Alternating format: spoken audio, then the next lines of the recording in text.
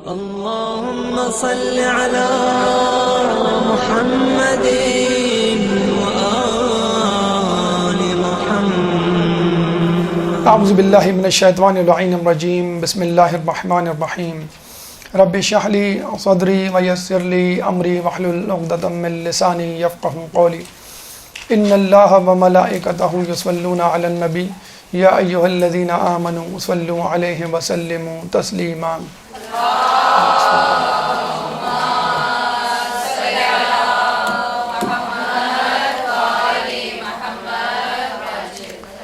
صد شکر گزار ہیں اس رب کے کہ جس نے ہمیں قوت گویائی بخشی، قوت سماعت سے نوازا اور عقل سلیم عطا فرمائی، اور سب سے بڑھ کر ولایت علی جیسی نعمت سے ہمیں ہمکنار کیا.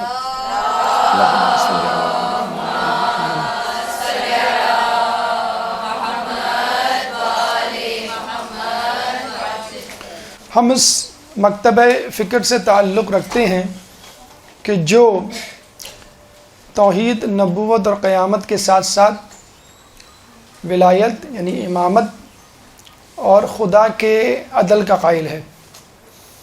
اور یہ خدا کا عدل ہے کہ جس کے سبب وہ ضروری سمجھتا ہے کہ نبوت کی حفاظت کے لیے امامت ضروری ہے، اور یہ خدا کا عدل ہے کہ وہ ضروری سمجھتا ہے کہ انسانوں میں خوشیاں اور غم برابر برابر تقسیم کرے. اگر وہ کسی کو رلاتا ہے تو اس کو ہنساتا بھی ہے، زیادہ رلائے گا تو زیادہ ہنسائے گا بھی. اگر کسی کے نصیب میں زیادہ غم ہے تو اس کے نصیب میں زیادہ خوشیاں بھی ہوں گے.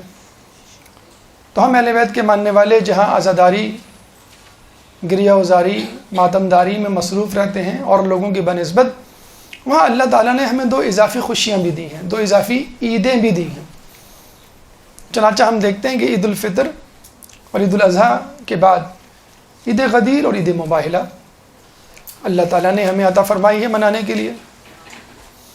ابھی چند دن پہلے عید غدیر گزری، جشن منایا ہوگا آپ لوگوں نے، خوب شاداں و فرحاں ہوئے ہوں گے. اور بس 6 دن کے بعد انشاءاللہ عید مباہلہ آپ کے سامنے، پھر دوبارہ خوشی کا دن اور خوشی کے لمحات. عید غدیر بلا شبہ ایک بہت بڑی عید ہے، بہت بڑا دن ہے، اور اس کے بارے میں جو دعویٰ کیا جاتا ہے کہ اگر یہ عید نہ ہوتی تو کوئی اور عید بھی نہ ہوتی، بلکہ دین اسلام ہی نہ ہوتا، ولایت علی نہ ہوتی، اگر ائمہ نہ ہوتے تو خدا کی خدائی اور نبی کی نبوت خطرے میں پڑ جاتی اور دین بدل چکا ہوتا. جیسا کہ ہم نے دیکھا کربلا کے واقعے سے پہلے کس طرح دین تبدیل ہو رہا تھا، اور پھر یکایک لوگوں کو ہوش آیا. لوگ یہ کہتے ہیں کہ عید غدیر غلط ہے، واقعہ غدیر ہوا نہیں تھا، اگر ہوا تھا تو اس طرح نہیں جس طرح آپ بتلاتے ہیں، یا ہمیں سمجھ نہیں آتا کہ مولا کے کیا معنی، اعلان غدیر کیا ہے، جانشینی رسول کس کے لیے سزاوار تھی. تو ہم ان لوگوں سے یہ کہتے ہیں کہ جس کو واقع مباہلہ یا پیغام عید غدیر سمجھ میں نہیں آیا وہ واقع مباہلہ کو پڑھ لیں. اگر عید غدیر مناتے ہوئے جھجک محسوس ہوتی ہے، اس کو بدعت سمجھتے ہیں آپ یا اس کا انکار کرتے ہیں، تو واقع مباہلہ کو سمجھ لیجئے، واقع مباہلہ کے پیغامات کو سمجھ لیجئے، آپ کو عید غدیر سمجھ میں آ جائے گی. کس طرح واقع مباہلہ اعلان غدیر سے مربوط ہے، اس کا تذکرہ ہمارے 8ویں امام علی رضا علیہ السلام نے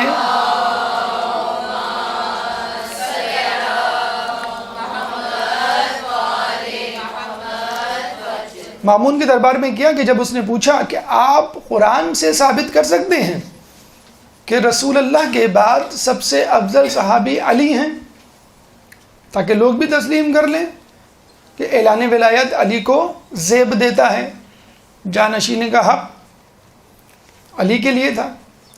تو امام نے یہی آیت مباہلہ جو ابھی آپ سنیں گے اور جس کی بازگشت اور گونج آپ کے ذہنوں میں گونجے گی کہ فمن حاجک فیہ من بعد ما جاءک من العلم فقل تعالوا ندعو ابناءنا وابناءکم ونساءنا ونساءکم وانفسنا وانفسکم ثم نبتہل فنجعل لعنۃ اللہ علی الکاذبین.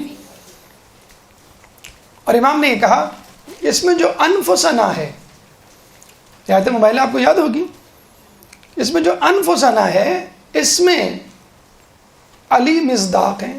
کیوں؟ سب کو معلوم ہے، یہ حقیقت تشت ازبام ہے کہ واقع مباہلہ میں نساءنا کی مصداق جناب سیدہ، ابناءنا کی مصداق جناب حسنین، اور انفسنا کی مصداق علی ہیں. تو اللہ کے رسول کے پاس آپشن تھا کہ وہ 1,00,000 سے زیادہ اصحاب میں کسی کو بھی اپنا نفس رسول چن لیتے، منتخب کر لیتے اور لے جاتے. اللہ کے رسول نے فقط علی کا انتخاب کیا. چنانچہ یہ آیت دیکھیں 6,666 یا کم و بیش 6,500 آیات قرآنی موجود ہیں. اور یہ بھی کہا جاتا ہے کہ جو آیت یا ایھا الذین آمنوا سے شروع ہوتی ہے اس کا پہلا مصداق علی ہے، جس میں مسلمانوں کی تعریف کی گئی ہے اس کا پہلا مصداق علی ہے، پھر باقی سب ہیں. ان تمام آیات کو چھوڑ کر امام نے آیت مباہلہ کا انتخاب کیا. آیہ مباہلہ میں جو انفسنا ہے وہ علی پر دلالت کرتی ہے، لفظ علی پہ دلالت کرتا ہے، اسی لیے ہم سمجھتے ہیں کہ خلافت کا حق علی کا تھا، کیونکہ اس آیت کے سبب ان کی فضیلت تمام اصحاب پر ثابت ہو گئی. اعلان غدیر اور عید غدیر یا عید غدیر اور عید مباہلہ میں کیا نسبت ہے؟ تو سمجھ لیجئے کہ عید غدیر دعویٰ ہے اور عید مباہلہ دلیل ہے. دلیل کے بغیر دعویٰ سمجھ میں نہیں آتا. اعلان غدیر میں، عید غدیر میں اللہ کے رسول نے دعویٰ کیا من کنت مولا ہو فہذا علی مولا، کہ جس کا میں مولا اس کا علی مولا، میرا جانشین علی، میرا وزیر علی، میرے بعد تم لوگوں کا امام علی، تم لوگوں کا رہنما علی. کیوں؟ 6 دن کے بعد عید مباہلہ آئے گی، اس میں انفسنا کی تفسیر تشریح ڈھونڈ لیجئے گا. بس انفسنا کی جو تشریح یا تصدیق کرنے والا ہوگا یا جو شخص اس کا مصداق ہوگا وہی مولا کا بھی مصداق ہے. اور وجہ علی کو مولا کہنے کی کیا ہے؟ یہی ہے کہ علی کو انفسنا کہا گیا، نفس رسول کہا گیا. واقع مباہلہ عید غدیر سے، اعلان غدیر سے پہلے ہوا ہے. یعنی اللہ کے رسول نے اور اللہ تعالیٰ نے تمام لوگوں کو بتلا دیا کہ تم لوگوں میں افضل ترین شخص اور نفس رسول کہلانے والا کون ہے؟ یہ ہے علی میرا ہمزاد. بس اب جب میں اعلان غدیر میں من کنتو مولا کہوں اور اشارہ میرا علی کی طرف سے ہو اور میں ہاتھ کھڑا کر کے اسے بلند کروں تو کسی کو یہ اعتراض نہیں ہونا چاہیے ہمیں کیوں نہیں بلایا اسٹیج پر، ہمارا ہاتھ کیوں نہیں بلند کیا. اچھا یہ بھی دیکھ لیجیے کہ یہ ضمیر جمع کی ہے، اگر رسول چاہتے تو 1 سے زیادہ نفس رسول لے جاتے، 1 2 3 4 کو لے جاتے، لیکن رسول نے فقط 1 کو لے جانا مناسب سمجھا. کیوں؟ کہ علی کے سوا کوئی شخص نہیں تھا جو نفس رسول کے معیار پہ پورا اترتا. چنانچہ عید غدیر اعلان ہے، عید مباہلہ اس کی تصدیق ہے. اعلان غدیر دعویٰ ہے، عید مباہلہ اس کے لیے دلیل. عید مباہلہ یا واقع مباہلہ کیا ہے؟ اس کی تفصیلی گفتگو ہم ایک درس میں پچھلے سال کر چکے ہیں، تمام واقعات آپ کے سامنے پیش کیے تھے. مختصراً اس واقعے کو آپ کے سامنے پیش کرتے ہیں، اس کے بعد جو نفس مضمون ہے اس کی طرف ہم جائیں گے کہ واقعہ مباہلہ کے پیغامات. یہ آج ہمارا موضوع ہے آج کی نشست کا کہ واقعہ مباہلہ کے پیغامات. ایک درود پڑھ دیں محمد والے محمد.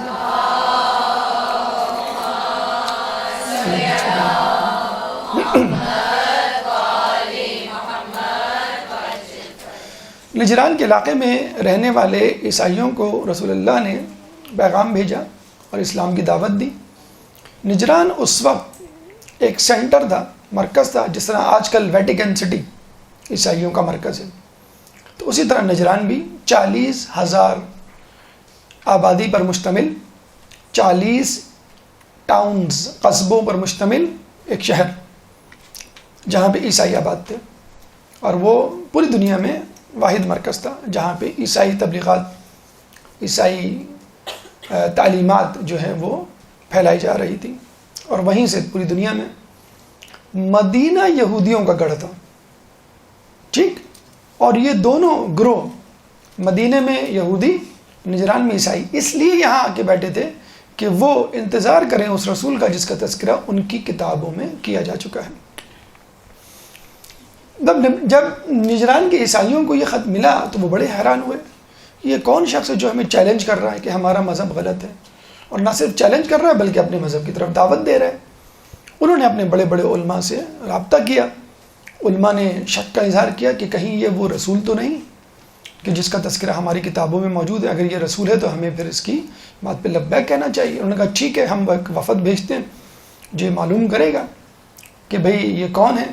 شرجیل نامی شخص کو انہوں نے بھیجا، شرجیل نامی شخص جا کر، وہ بھی ان کا ایک عالم دین تھا، اس نے تمام تفصیلات جمع کی، رسول سے، حضرت عیسیٰ علیہ السلام سے متعلق گفتگو کی، اور واپس آ کے بتایا کہ بھئی یہ نشانیاں ہیں، لگتا تو یہ وہی شخص ہے، لیکن عجیب بات ہے کہ اسماعیل کی نسل سے ہیں۔ بس یہاں پر ان کی کینہ پروری، تعصب، ہٹ درمی آڑے آ گئی۔ انہوں نے کہا ہم اسماعیل کی نسل کے رسول کو نہیں مانتے، ہم تو اسحاق کی نسل سے ہیں، ہم اس کی نسل سے آنے والے نبی کو مانیں گے، بس۔ اور یہی بات یہودیوں نے بھی کی مدینہ میں، تو یہودی اور عیسائیوں نے فوراً بریک لگا لیا، جو وہ انتظار کر رہے تھے نبی کا، محمد کا۔ انہوں نے کہا کہ ہم نہیں مانتے، انہوں نے کہا کہ اب نہیں مانتے سے تو بات نہیں چلے گی، اس نے تو ہمیں دعوت دے دی ہے، اور ہم نے میٹنگز پہ میٹنگز، اجلاس پہ اجلاس بلا کر لوگوں کو بتا دیا ہے کہ ایک شخص نے نبوت کا دعویٰ کیا اور ہمیں جو ہے دعوت تبلیغ دی ہے۔ ہم کیا کہیں گے اب ایسا کرنا پڑے گا کہ ہمیں اس کے پاس جا کے بات کرنی پڑے گی اور اس کو جھوٹا ثابت کرنا پڑے گا، اور اپنے عوام کو منانا پڑے گا، ورنہ تمام عوام جس کو ہم کہہ چکے ہیں کہ ہم نبی کا انتظار کر رہے ہیں، وہ یہ نہ ہو کہ ہمارے روکنے کے باوجود اس رسول سے جا کے مل جائے۔ انہوں نے کہا یہ بات تو ٹھیک ہے۔ 40 لوگوں کا وفد بھیجا گیا، جس میں بڑے بڑے علماء شامل تھے، ایک تھا سید، دوسرا تھا عاقب، تیسرا تھا ابو الحارث القمہ یا ابو الحارث بن القمہ۔ ان تین لوگوں کے ہاتھوں میں گیند تھی، یعنی گیم تھی، جیسے اسٹاک ایکسچینج میں 3-4 کمپنیز ہوتی ہیں جن کے ہاتھ میں مارکیٹ ہوتی ہے، باقی سب ان کے پیچھے بھاگ رہے ہوتے ہیں۔ ان تینوں نے جا کے اندازہ لگانا تھا اور گیم کو اپنے حق میں کرنا تھا، یہ پوری تیاری کے ساتھ گئے۔ لیکن جب وہاں گئے تو دیکھا کہ یہ تو بڑا برحق مذہب ہے، اور یہ پوری تیاری کے ساتھ، ہوم ورک کے ساتھ رسول بیٹھے ہوئے ہیں، اور بات بات پہ کہتے ہیں کہ ٹھہرو، انتظار کرو، کل جواب دوں گا۔ تو لگتا ہے کہ واقعی ان پہ وحی آ رہی ہے، اگر یہ خود ساختہ نبی ہوتے تو آن دا اسپاٹ فی البدی جواب دیتے۔ اس طرح کی ہزیمت کیوں برداشت کر سکتے؟ مطلب آپ کسی سے سوال پوچھیں اور وہ کہے ٹھہر جاؤ میں کل جواب دوں گا، تو اس کا مطلب وہ کسی سے پوچھ کے جواب دے گا نا، اور وہ اپنے لوگوں سے تو مشورہ کرتے نہیں تھے، رسول کیوں کریں مشورہ، وحی کا انتظار کرتے تھے، اور وحی آتی تھی، اور دھڑا دھڑ ایک کے بعد ایک آیات اترتی رہی، اور رسول اللہ ان کو جواب دیتے رہے۔ انہوں نے جو سمپل، جو بون آف کنٹینشن تھا، جو ایشو تھا، وہ عیسیٰ علیہ السلام کی الوہیت تھی کہ عیسیٰ علیہ السلام خدا کے بیٹے ہیں، یعنی خدا خود خدا، عیسیٰ علیہ السلام خدا اور جبرائیل خدا۔ تو رسول اللہ نے ان کو جواب دیا کہ بھئی ایک دن ٹھہر کے جب وحی آئی کہ بھئی عیسیٰ کون ہے، ان مثل عیسیٰ عند اللہ کمثل آدم خلقہ من تراب ثم قال کن فیکون، کہ عیسیٰ کی مثال اللہ کے نزدیک آدم کی سی ہے، ہم نے اسے تراب، مٹی سے پیدا کیا، اور پھر کہا کن فیکون، وہ ہو گیا۔ الحق من ربک، حق تمہارے رب کی طرف سے، ولا تکن من الممترین، تم شک کرنے والوں میں سے نہ ہو جانا۔ یہ جواب دے دیا، تشفی بخش جواب تھا، بہت ہی کلیئر کٹ جواب تھا، دو ٹوک جواب تھا، اتنی بہترین لاجک نہیں پیش کی جا سکتی تھی۔ اس کے باوجود انہوں نے ہٹ درمی کا اظہار کیا، امیجیٹلی جیسے انہوں نے ہٹ درمی کا اظہار کیا، اللہ نے کہا فمن حاجک فیہ من بعد ما جاءک من کہ اگر یہ کوٹ حجت نہیں کریں اس علم کے آنے کے بعد جو ہم نے ان کو پہنچایا ہے من العلم، ٹھیک ہے، پھر ان کو کہو کہ اپنے گھر والوں کو لائیں، ہم اپنے گھر والوں کو، اور پھر ہم ایک دوسرے پہ لعنت کریں اور اللہ کو کہیں کہ نیست و نابود کریں. اس کو ہم کہتے ہیں مباہلہ. تو رسول اللہ اس رنگ کے قرآن کی آیات میں ابناءنا ابناءکم، ہم اپنے بیٹوں کو لائیں، تم اپنے بیٹوں کو. رسول اللہ حسن و حسین کو، حسین ان کی گود میں، حسن ان کی انگلی پکڑے چلے آ رہے تھے. ونساءنا ونساءکم، ہم اپنی عورتوں کو، تم اپنی عورتوں کو، بی بی سیدہ ان کے پیچھے. وانفسنا وانفسکم، ہم اپنے نفسوں کو، تم اپنے کو، حضرت علی ان کے پیچھے. تو یہی ابو الحارث بن علقمہ موجود تھا، اور یہ تین علماء جب انہوں نے دیکھا تو انہوں نے کہا کہ ہم ایسے چہرے دیکھ رہے ہیں کہ اگر وہ پہاڑ کو اشارہ کریں تو اپنی جگہ سے ہٹ جائیں. تم ان سے مباہلہ نہ کرنا، اگر مباہلہ کیا تو قیامت تک اس روئے زمین پر کوئی عیسائی باقی نہیں بچے گا، ہم سب ہلاک ہو جائیں گے. انہوں نے فوراً سمجھ لیا اور فوراً آ کے کہا کہ بھئی ہمیں مباہلہ نہیں کرنا ہے، اور ہم اس کے بدلے میں 2000 خلعت جوڑے دینے کے لیے تیار ہیں. کئی سو گھوڑے، کئی سو زرہیں، تلواریں، اور ایک مرتبہ نہیں، ہر سال دینے کے لیے ہم تیار ہیں. تو رسول اللہ نے ان سے یہ ڈیل کی اور یہ بات طے ہو گئی. اچھا، یہاں پہ ایک بات جو سنی سنائی ہے، پتہ نہیں اس میں سچ ہے کہ نہیں، ریفرنس اور پڑھی ہوئی بات نہیں، اس لیے ریفرنس کا سوال پیدا نہیں ہوتا، لیکن بہرحال سنی ہوئی بات ہے کہ جب ان سے کہا کہ کبھی کیسے پتہ چلے گا کہ آپ لوگ جو ہے وہ ہارے ہوئے لوگ ہیں، انہوں نے کہا کہ ٹھیک ہے، ہم جو ہے اپنے لباس کو پیچھے سے پھاڑ ڈالتے ہیں، اور جو بھی لباس پہنے گا اپنے پیچھے کے لباس کو کاٹ دے گا یا پھاڑ دے گا، تاکہ پتہ چلے کہ یہ وہ شخص ہے جو ہارا تھا، عیسائیوں میں سے یہ وہ شخص ہے. تو جو انگریزی کوٹ ہوتا ہے وہ پیچھے سے کٹا ہوا ہوتا ہے، پیچھے سے آپ نے دیکھا ہوگا کٹا ہوا ہوتا ہے. اچھا، اصل کوٹ اگر آپ انٹرنیٹ پہ جا کے دیکھیں، انکل سام لکھیں آپ تو کوٹ پیچھے کا جو ہوتا ہے پورشن وہ بہت دم کی طرح بہت لمبا سا ہوتا ہے، اور وہ اوپر تک، نیچے سے اوپر تک کٹا ہوا ہوتا ہے. بہرحال یہ انہوں نے کیا تھا، اور اس کے بعد وہ پھٹا ہوا لباس پہننے لگے تاکہ بتلانے کے لیے کہ ہم ہارے ہوئے لوگ ہیں. پوری عیسائی دنیا میں لوگ پھر اسی طرح کا لباس پہنتے رہے، اور آج مسلمان ان کی تقلید کرتے ہوئے اگر یہ بات سچ ہے تو پھٹا ہوا کٹا ہوا لباس پہن رہے. بہرحال یہ واقعہ مباہلہ تھا.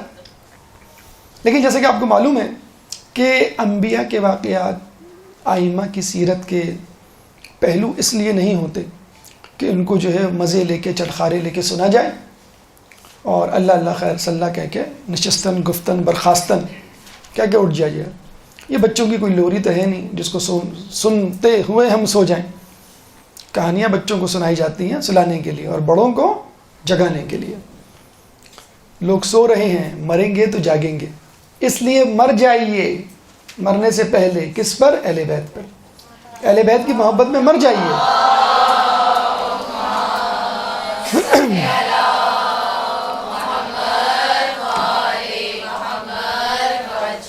اہل بیت کی محبت میں مر جانے کا مطلب یہ ہے کہ اہل بیت کی ہر بات کو، ہر حکم کو دانتوں سے پکڑ لیجئے، اور جتنی سکت، جتنی قابلیت ہے اس کو استعمال کرتے ہوئے، لا یکلف اللہ نفسا الا وسعها، اللہ تعالیٰ کسی پر اس کی استطاعت سے زیادہ بوجھ نہیں ڈالتا.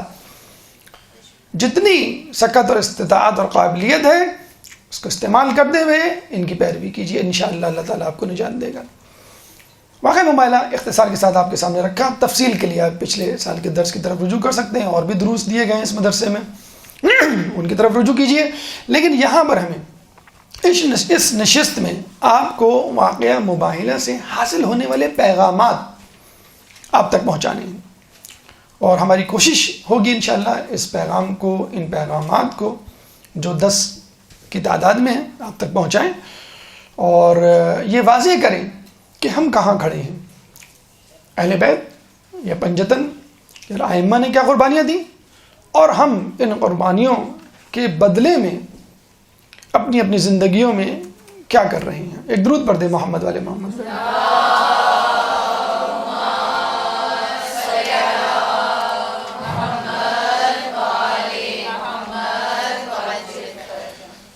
واقعہ مباہلہ کا پہلا پیغام تبلیغ دین کی اہمیت. دیکھیں، یہ جو عید غدیر ہے یا عید مباہلہ ہے یا واقعہ غدیر یا واقعہ مباہلہ ہے، یہ تو صرف کیک کٹنگ سیریمنیز ہیں. ایک اعلان ہوا اور اہل بیت کی فضیلت، اہل بیت کی منزلت، مرتبہ واضح ہوا.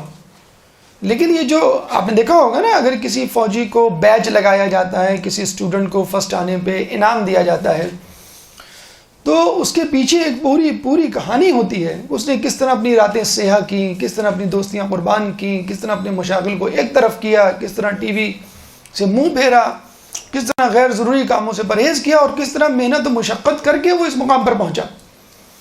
تو کیا فقط اس پیغام کو سن لینا اور واہ واہ کر دینا کافی ہے؟ جی نہیں.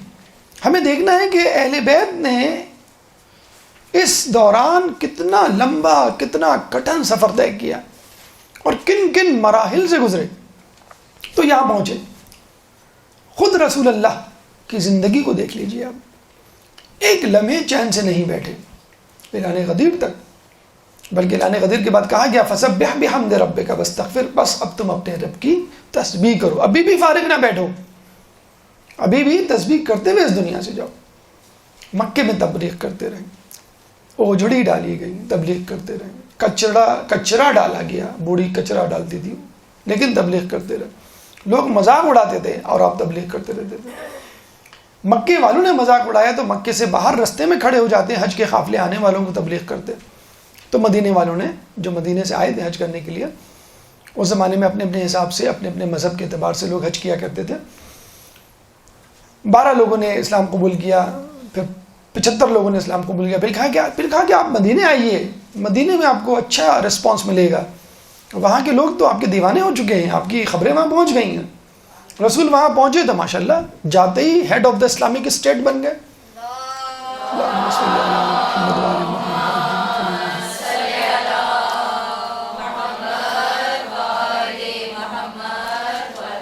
ادھر مکے والوں کو خبر ہوئی، ان کی حضرت میں اضافہ ہوا اور جنگ پہ جنگ، حملے پہ حملے شروع ہو گئے. جنگ بدر، جنگ احد، جنگ خندق، جنگ خیبر.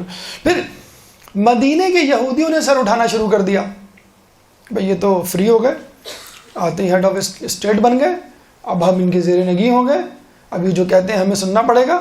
ہم تو مشرکین کو قرضے دیا کرتے تھے بہت، جیسے ایسٹ انڈیا کمپنی تھی بر صغیر میں، آ کر چھوٹی سی کمپنی تھی لیکن پورے بر صغیر کو غلام بنا لیا تھا.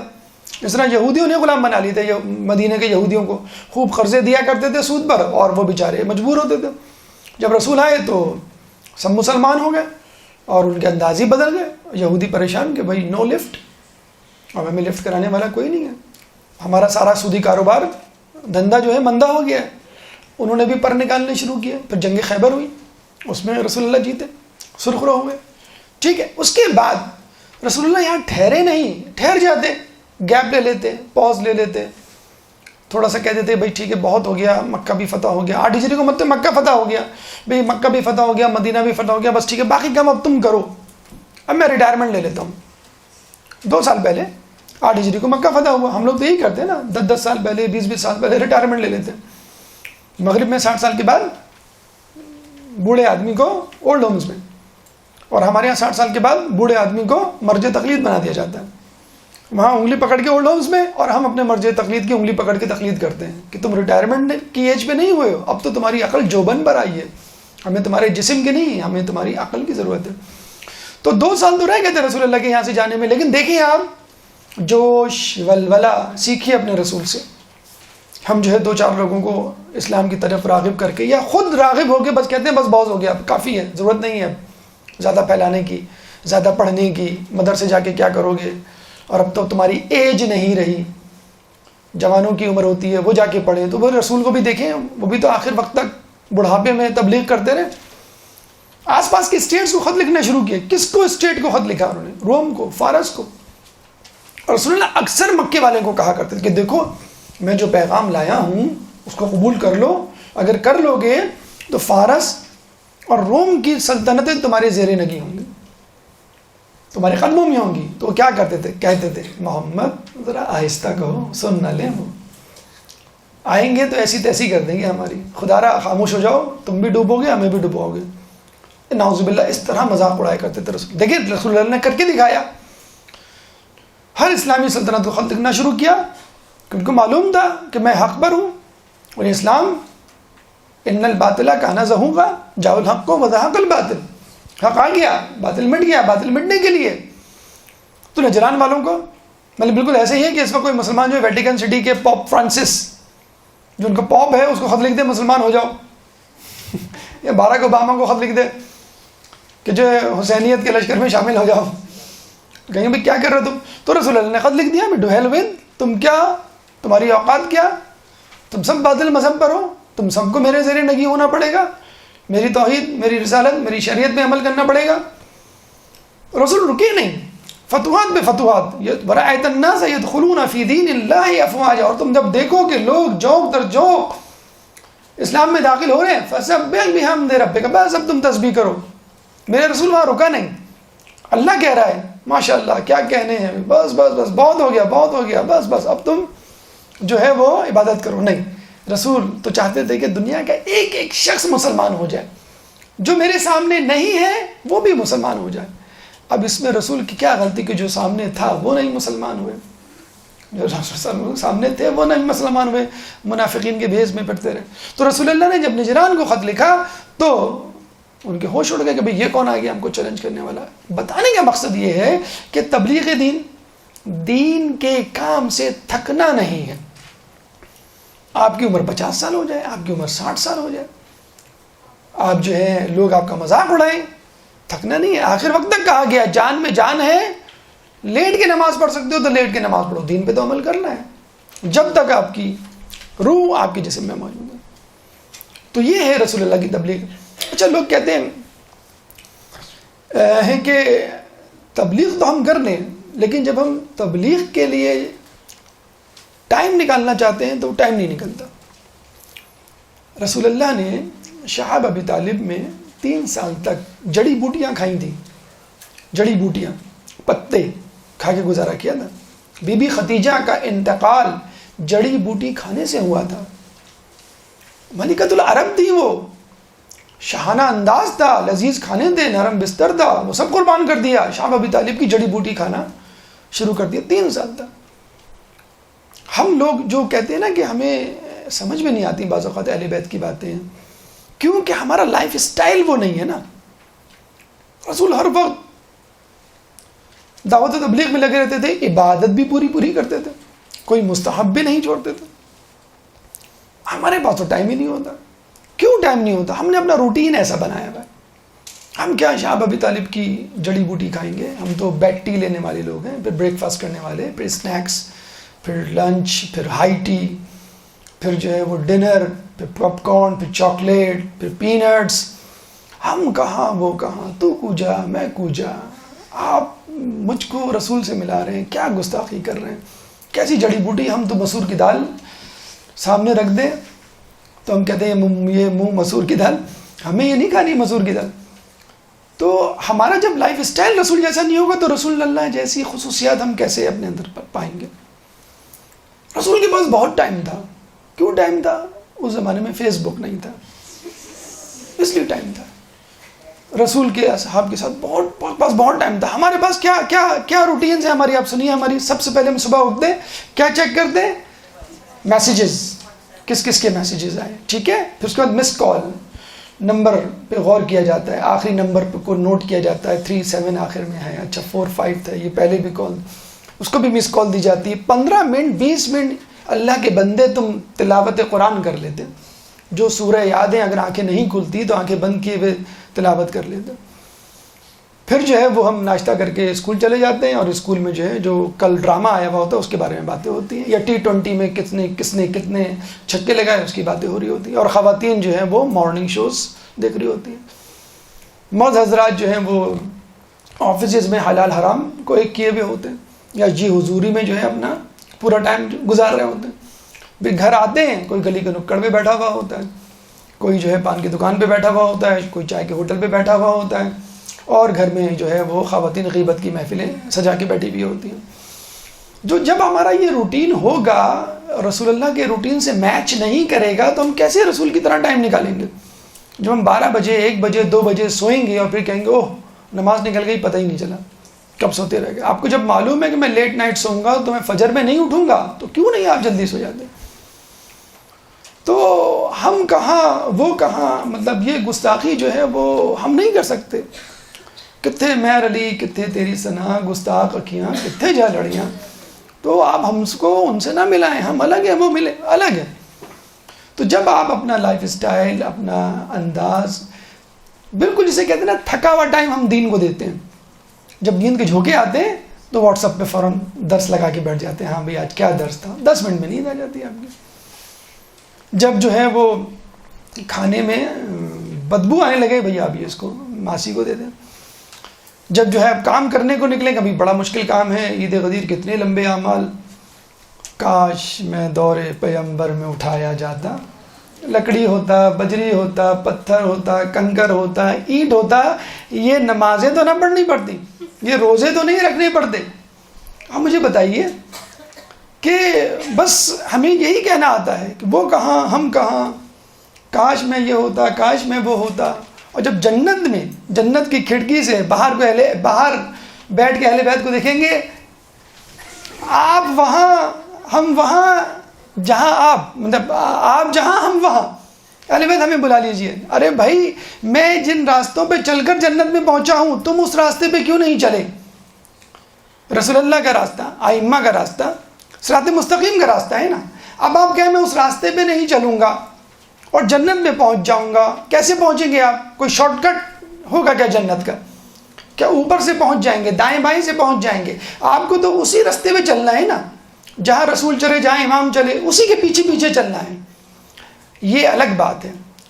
راستے میں آنے والا پہلا کانٹا رسول کو چبھے گا، راستے میں آنے والا پہلا آگ کا دریا علی عبور کرے گا، آگ بجھا دے گا. بس آپ کو آگ کی راکھ پہ قدم رکھنا ہے.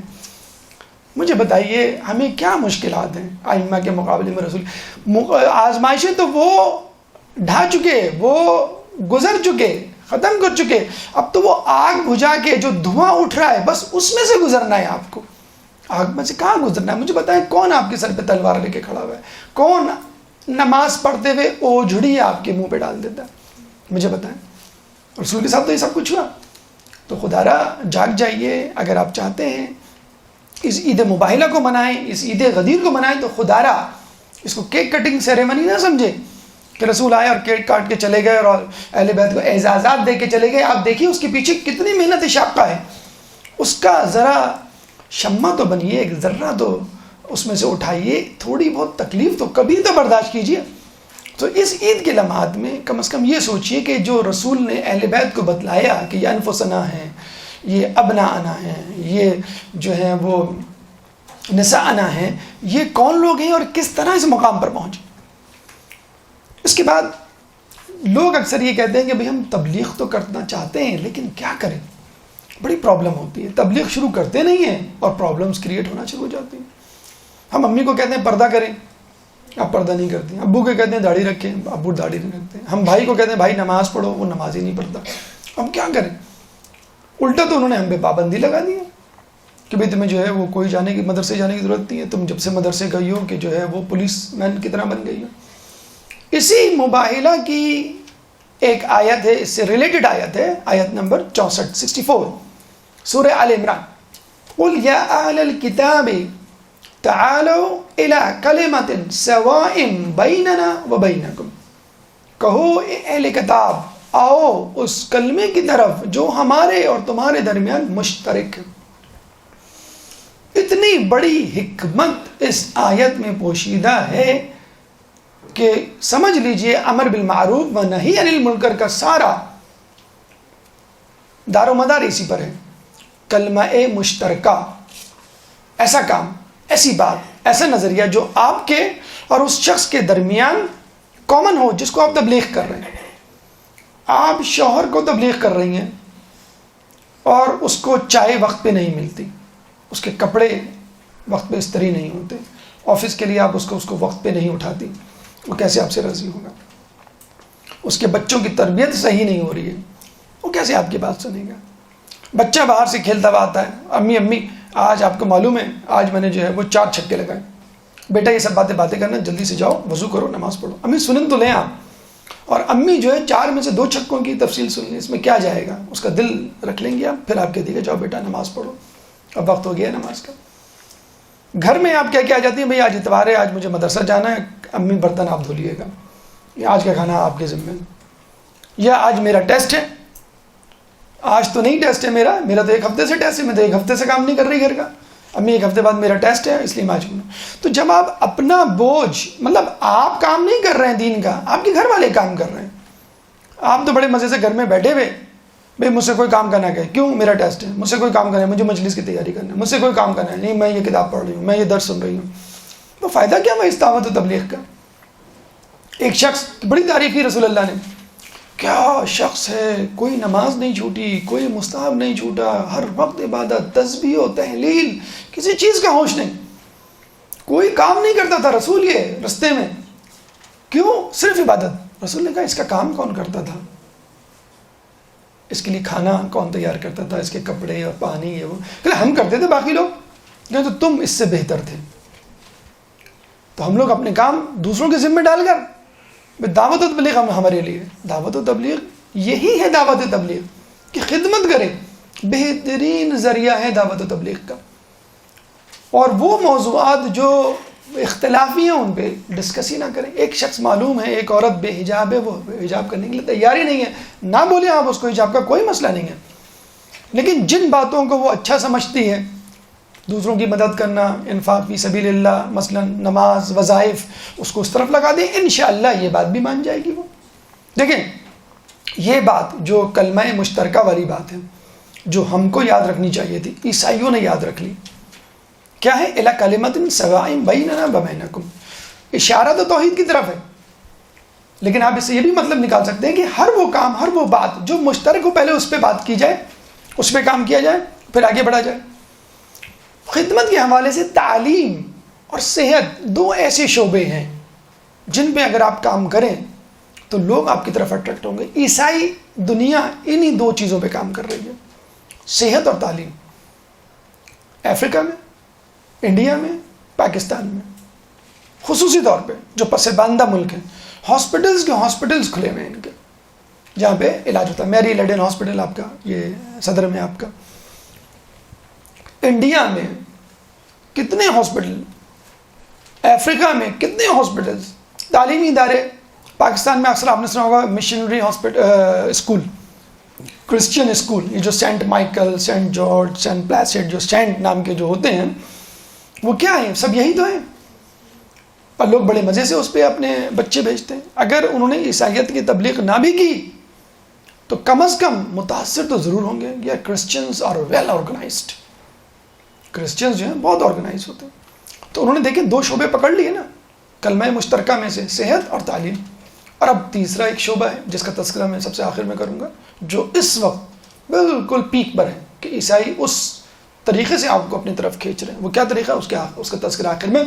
بہرحال یہ سن لیجئے کہ نائجیریا میں اس وقت جتنے عیسائی ہیں، اس زمانے میں جب عیسائی مشنریز وہاں جاتی تھیں، صحت اور تعلیم کے بہانے ان کو عیسائی بناتے تھے، کچھ ہی عرصے میں نائجیریا میں عیسائیوں کی تعداد انگلینڈ میں موجود عیسائیوں سے زیادہ ہو گئی۔ انڈیا میں تو انہوں نے اتنا تہلکہ مچایا کہ انڈیا کی پارلیمنٹ نے باقاعدہ بل پاس کیا ہے، اینٹی کنورژن بل، کہ کوئی ہندو عیسائی نہیں ہوگا۔ اب کریں اپنی خدمت، آپ دیں صحت اور تعلیم۔ یہاں ہمارے ملک میں حکومتوں کو ہوش ہی نہیں ہے کس طرح عیسائی مشنریز آ رہی ہیں، جان رہی ہیں۔ امریکہ بڑا مشہور ہے اس بات میں کہ بے دین ملک ہے، سیکولرزم وہاں پہ عام ہے، عیسائیت، یہودیت، اسلام کسی کا نام و نشان نہیں، وہ فقط سیکولرزم پہ بے وقوف بنایا جا رہا ہے آپ کو۔ کرسچین مشنریز کا نام سنا ہے آپ نے، گروپس کرسچنز کے جاتے ہیں مختلف ملکوں میں، تبلیغات کرتے ہیں۔ آپ کو معلوم ہے 2010 میں کس ملک سے سب سے زیادہ کرسچین مشنریز پوری دنیا میں گئیں؟ امریکہ سے۔ کتنی گئی ہوں گی؟ 1000، 2000، 1,27,000 کرسچین مشنریز امریکہ سے روانہ ہوئی ہیں پوری دنیا میں اسلام کو نیست و نابود کرنے کے لیے، عیسائیت پھیلانے کے لیے۔ 2010، 2011، 12، 13، 14، 15، 16، 17 کتنی نکل چکی ہوں گی مشنریز۔ آپ کو معلوم ہے ایک مشنری پہ کتنا خرچہ آتا ہے؟ $50,000 پر ایئر ایک مشنری پہ، ایک گروپ. $50,000 multiply by 1,27,000. دیکھ لیجئے کتنا خرچہ آیا ہوگا. امریکہ میں ریلیجیس بزنس پیک پر ہے. امریکہ کی top 10 technical companies like Google, like Apple, like Microsoft, ان 10 کمپنیز کی کمائی اور بزنس امریکہ میں ریلیجیس بزنس یا ریلیجیس ایکٹیویٹیز کے بزنس سے کم ہے. بزنس یعنی چرچ کی ڈونیشن، بزنس یعنی لوگوں کو کہا جائے بھی آپ ڈونیشن دیں تاکہ لوگ مشنریز کے لیے باہر جائیں. تو یہ امریکہ کی کرسچن پریچنگ ہے جو پوری دنیا میں جاری اور ساری ہے. یہ صحت اور تعلیم کے 2 شعبے پڑھ لیے، آپ بھی پکڑ لیں. اب آپ کہیں گے بھائی ہم میں سے اتنے لوگ ڈاکٹر تو نہیں ہیں اور صحت میں کیسے جائیں؟ ٹھیک ہے، کوئی بات نہیں، تعلیم کے شعبے کو پکڑ لیں. اب آپ کہیں گے بھائی اس کے لیے تو انویسٹمنٹ چاہیے، اسکول کھولنا پڑے گا. کوئی ضرورت نہیں اسکول کھولنے کی. کوچنگ سینٹر کھولنا پڑے گا. کوئی ضرورت نہیں کوچنگ سینٹر کھولنے کی. آپ اپنے گھر میں بچوں کو ٹیوشن پڑھانا شروع کر دیں. سب سے پہلے اپنے بچوں کو ٹیوشن پڑھائیں. یہ غلطی ہے ہماری ماؤں کی کہ فقط جو ہے وہ کلمہ، قرآن، حدیث، اس کے علاوہ کوئی باتیں نہیں ہیں. سائنس اور معاشرت علوم اور میتھمیٹکس اور انگلش، ان سبجیکٹ کو لفٹے نہیں ہے. کیوں نہیں ہے؟ بچے کو وہ سکھائیں گے تو بچہ اس کی لالچ میں یہ بھی سیکھے گا. محلے کے بچوں کو جمع کیجیے، ان کو ٹیوشن پڑھائیے. ایک ٹیچر کے بارے میں پتہ چلا کہ وہ اپنے گھر میں ٹیوشن سینٹر چلا رہی ہے، مطلب محلے کے بچوں کو پڑھا رہی ہے. حتیٰ کہ غیر شیعہ افراد اپنی بچیوں کو اس ٹیچر کے پاس بھیجتے ہیں. کیوں؟ کہ بچے اس بہانے نماز بھی پڑھ لیتے ہیں، بچے ہمارے اس بہانے حجاب بھی سیکھ رہی ہیں، بچہ اس بہانے جو ہے آداب بھی سیکھ رہی ہیں، اپنے دین کا رزق لے رہے ہیں. کیوں؟ کہ وہ ٹیچر ان کو انسان بنا رہی ہے. کیوں نہیں کرتے آپ لوگ؟ ہمارے اسکول کلبز بن گئے. Clubs, barbecue tonight, T20 LCD پر ہوگا سیٹرڈے کو. ہر سیٹرڈے بک ہو گیا اسکولوں میں. کیوں؟ فن، فیئر، ٹھیلے، میلے. ذرا حساب کتاب رکھیے کہ آپ کا بچہ اسکول ٹائمنگ کے علاوہ اور کہاں کہاں جا رہا ہے. اسکول ٹائمنگ کے بعد اسکول میں کیوں رک رہا ہے؟ یا سیٹرڈے اور سنڈے چھٹی ہے کیوں بھیجا جا رہا ہے؟ مکس گیدرنگ، ہلا گلا، بونافائر اور پتہ نہیں کیا کیا الا بلا. یہ سب وہیں کا اسٹائل ہے. یہ کرسچن مشنریز نے جو اسکولز کھولے ہوئے ہیں ان میں یہ سکھایا جاتا ہے. کرسچن مشنریز پہ ایک آبجیکشن خود کرسچنز نے یہ کیا کہ they are not making Christians, they are making western people, they are doing westernization. Christianization نہیں ہو رہی ہے، ویسٹرنائزیشن ہو رہی ہے. ہمارے اسکولز جو کرسچن مشنری کے اسکولز نہیں بھی ہیں، وہ کرسچن مشنریز کے اسکولز کے کریکولم کو فالو کر رہے ہیں.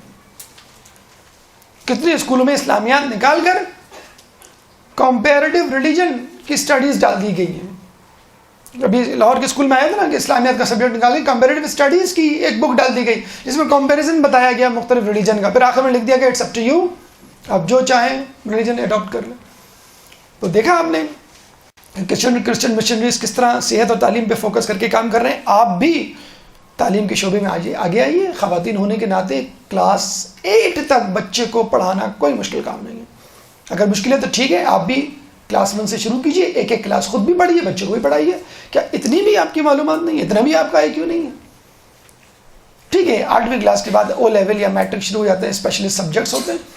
اپنے ہی دیندار گھرانوں کے لوگوں کو تلاش کیجئے کہ وہ ان کو ٹیوشنز پڑھائیں.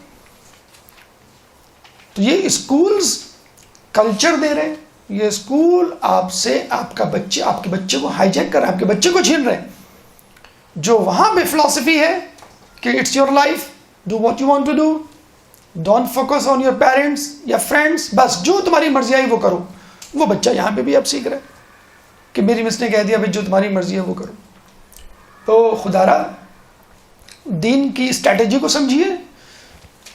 دشمن اپنے دین کو جس طرح پھیلا رہا ہے اس کو پہچانیے، اور اس طرح اس کے جواب میں آپ اسی طرح جو ہے اپنے دین کو پھیلانے کی کوشش کیجیے. ایک درود پڑھ دیں محمد والے محمد.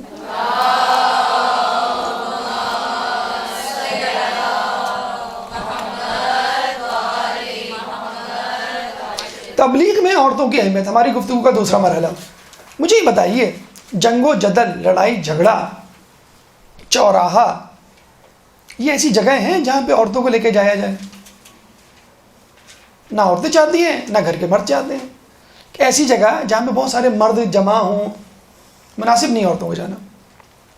ایسی جگہ جہاں پہ جنگ و جدل، مار کٹائی، لڑائی جھگڑا ہو، مناسب نہیں ہے عورتوں کا جانا. اتنا بڑا مار کٹائی، سر پھٹول، نیست نابود کرنے کی باتیں، جنگ، مجادلہ، مباہلے کی بات ہو رہی ہے. رسول اپنی پھول جیسی بیٹی کو لے کے جا رہے ہیں. وہ بیٹی کہ جب اس نے رسول سے پوچھا کہ کام کے معاملات میں کیا ہم طے کریں، رسول نے کہا کہ گھر کا کام تمہارے ذمہ، باہر کا کام علی کے ذمہ. فاطمہ خوشی سے جھوم اٹھی کہ مجھے گھر سے باہر نہیں نکلنا پڑے گا.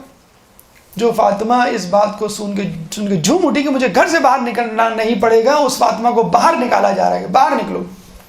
وہ فاطمہ جو کہا کرتی تھی کہ بہترین عورت وہ ہے جس کو کوئی نہ دیکھے اور وہ کسی کو نہ دیکھے، اس فاطمہ کو کہا جا رہا ہے کہ تم باہر نکلو. کیوں؟ دین پہ برا وقت آ گیا ہے، قربانی دینے کا وقت ہے، اور تمہیں بھی گواہی دینی پڑے گی. مغربی دنیا الزام لگاتی ہے، الزام تراشی کرتی ہے ہم پہ کہ ہم نے عورت کو قید کر دیا ہے چادر چار دیواری کے نام پر، ان کو محبوس کر دیا ہے، ان کی کوئی ایکٹیویٹی نہیں ہے، وہ کچھ کر نہیں سکتی، کچھ کھیل نہیں سکتی. آپ دیکھ لیجئے اولمپکس میں کتنے گولڈ میڈلز لے کے آئی ہیں ایران کی خواتین.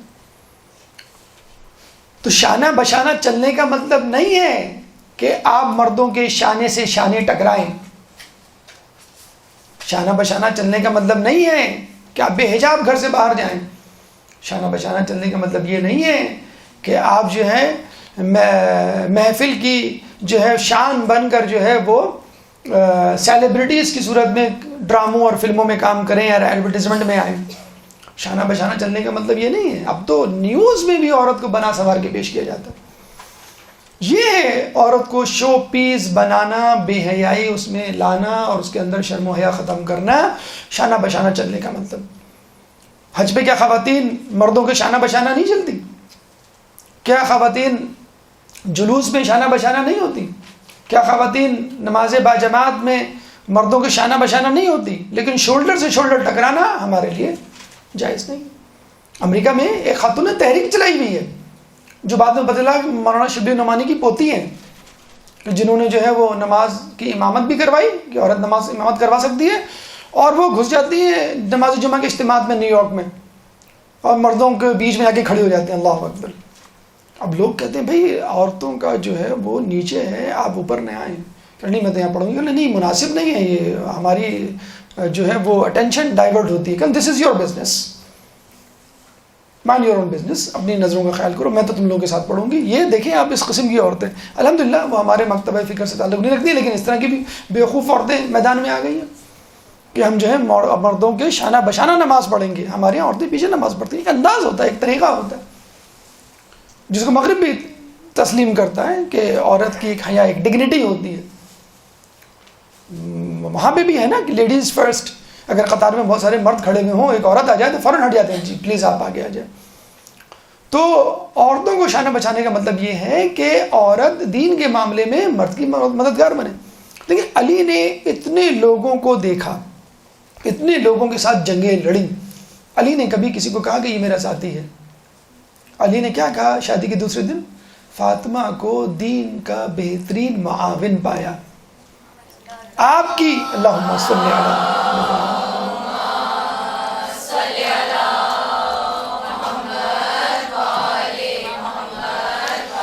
مرد کی بہترین معاون. ابھی ہم نے شریک حیات، فلسفہ شریک حیات اور فلسفہ شادی پہ گفتگو کی تھی کہ مرد کے لیے دین کے حوالے سے بہترین معاون عورت ہو سکتی ہے. رسول اللہ پہ جب وحی آئی تو سب سے پہلے کس کو سنایا؟ بی بی خدیجہ کو سنایا. کسی اور کو؟ علی بھی تو تھے، علی کو جا کے سنا دیتے. بی بی خدیجہ کو سنایا. کیا تسلی دی، کیا خوبصورت الفاظ تھے کہ آپ نے کسی کا برا نہیں چاہا. اللہ کبھی بھی آپ کو تنہا نہیں چھوڑے گا. یہ جو دو بول ہوتے ہیں بیوی کے حوصلہ افزائی کرنے کے لیے بہت ہوتے ہیں. لوگوں کی تلواروں سے زیادہ مضبوط ہیں یہ الفاظ جو آپ کی حفاظت کریں گے. بیوی کے دو میٹھے بول. اور پھر اسی ملکۃ العرب نے اپنا پورا مال و دولت، پوری جائیداد رسول کے حوالے کر دی. آپ کی مرضی، آپ جس طرح چاہیں خرچ کریں. یہ ہے مرد کے شانہ بشانہ چلنا. کم عورت شانہ بشانہ نہیں چلی مجھے بتائیں. باغ فتق کا وقت آیا، بی بی گئی تھی نا، کیا باغ فتق مانگا تھا؟ فقط 90% گفتگو مسلمانوں کی حالت زار، ان کی گمراہی، ان کے انحراف اور علی کی خلافت سے روگردانی سے متعلق تھی۔ گھر میں بیٹھی رہتی تھی بی بی سیدہ کہ اللہ کے رسول نے مجھے، میرے بابا نے مجھے گھر کا کام دیا ہے۔ جب جنگ خندق میں پتہ چلا کہ مسلمان بھوکے ہیں، رسول بھوکے ہیں، روٹیاں لے کے پہنچ گئیں۔ کتنی دور ہے مدینہ، مسجد نبوی اور جنگ خندق، ایک عورت تنہا تنہا وہاں پہنچ جاتی ہے۔ جنگ احد میں جب پتہ چلتا ہے رسول شہید ہو گئے، جب افواہ اڑتی ہے، لوگ چلے گئے، فرار ہو گئے، بی بی سیدہ گھر سے نکل کر جنگ احد کے میدان میں۔ کتنی دور ہے جنگ احد کا میدان؟ تو جب نکلنے کا موقع تھا تو بی بی نکلی۔ اس کو کہتے ہیں شانہ بشانہ چلنا۔ تو آپ بھی دین کے معاملے میں شانہ بشانہ چلیے۔ عیسائیوں کے حوالے سے گفتگو ہے، عیسائیوں کے حوالے سے مباہلہ کی بات ہے، آپ فوراً یہ کہہ دیتی ہیں کہ ہمارے گھر کے مرد بہت سخت ہیں، ہمارے شوہر اجازت نہیں دیتے، ہمارے بھائی برا مناتے ہیں۔ اس لیے کہ آپ نے اپنے گھر کے کاموں میں کوتاہی کی ہوئی ہے، مدرسے کو آڑ بنا کر کہ بھئی پڑھائی بہت ہے، مجلسیں پڑھنی ہے، یہ ہے وہ ہے، آپ ذرا خود استری کر لیجئے گا، آپ ذرا سا چائے ذرا خود بنا لیے گا، بچے کو ذرا تیار کر کے بھیج دیجیے گا، میری ذرا آنکھ نہ کھلے، وغیرہ وغیرہ۔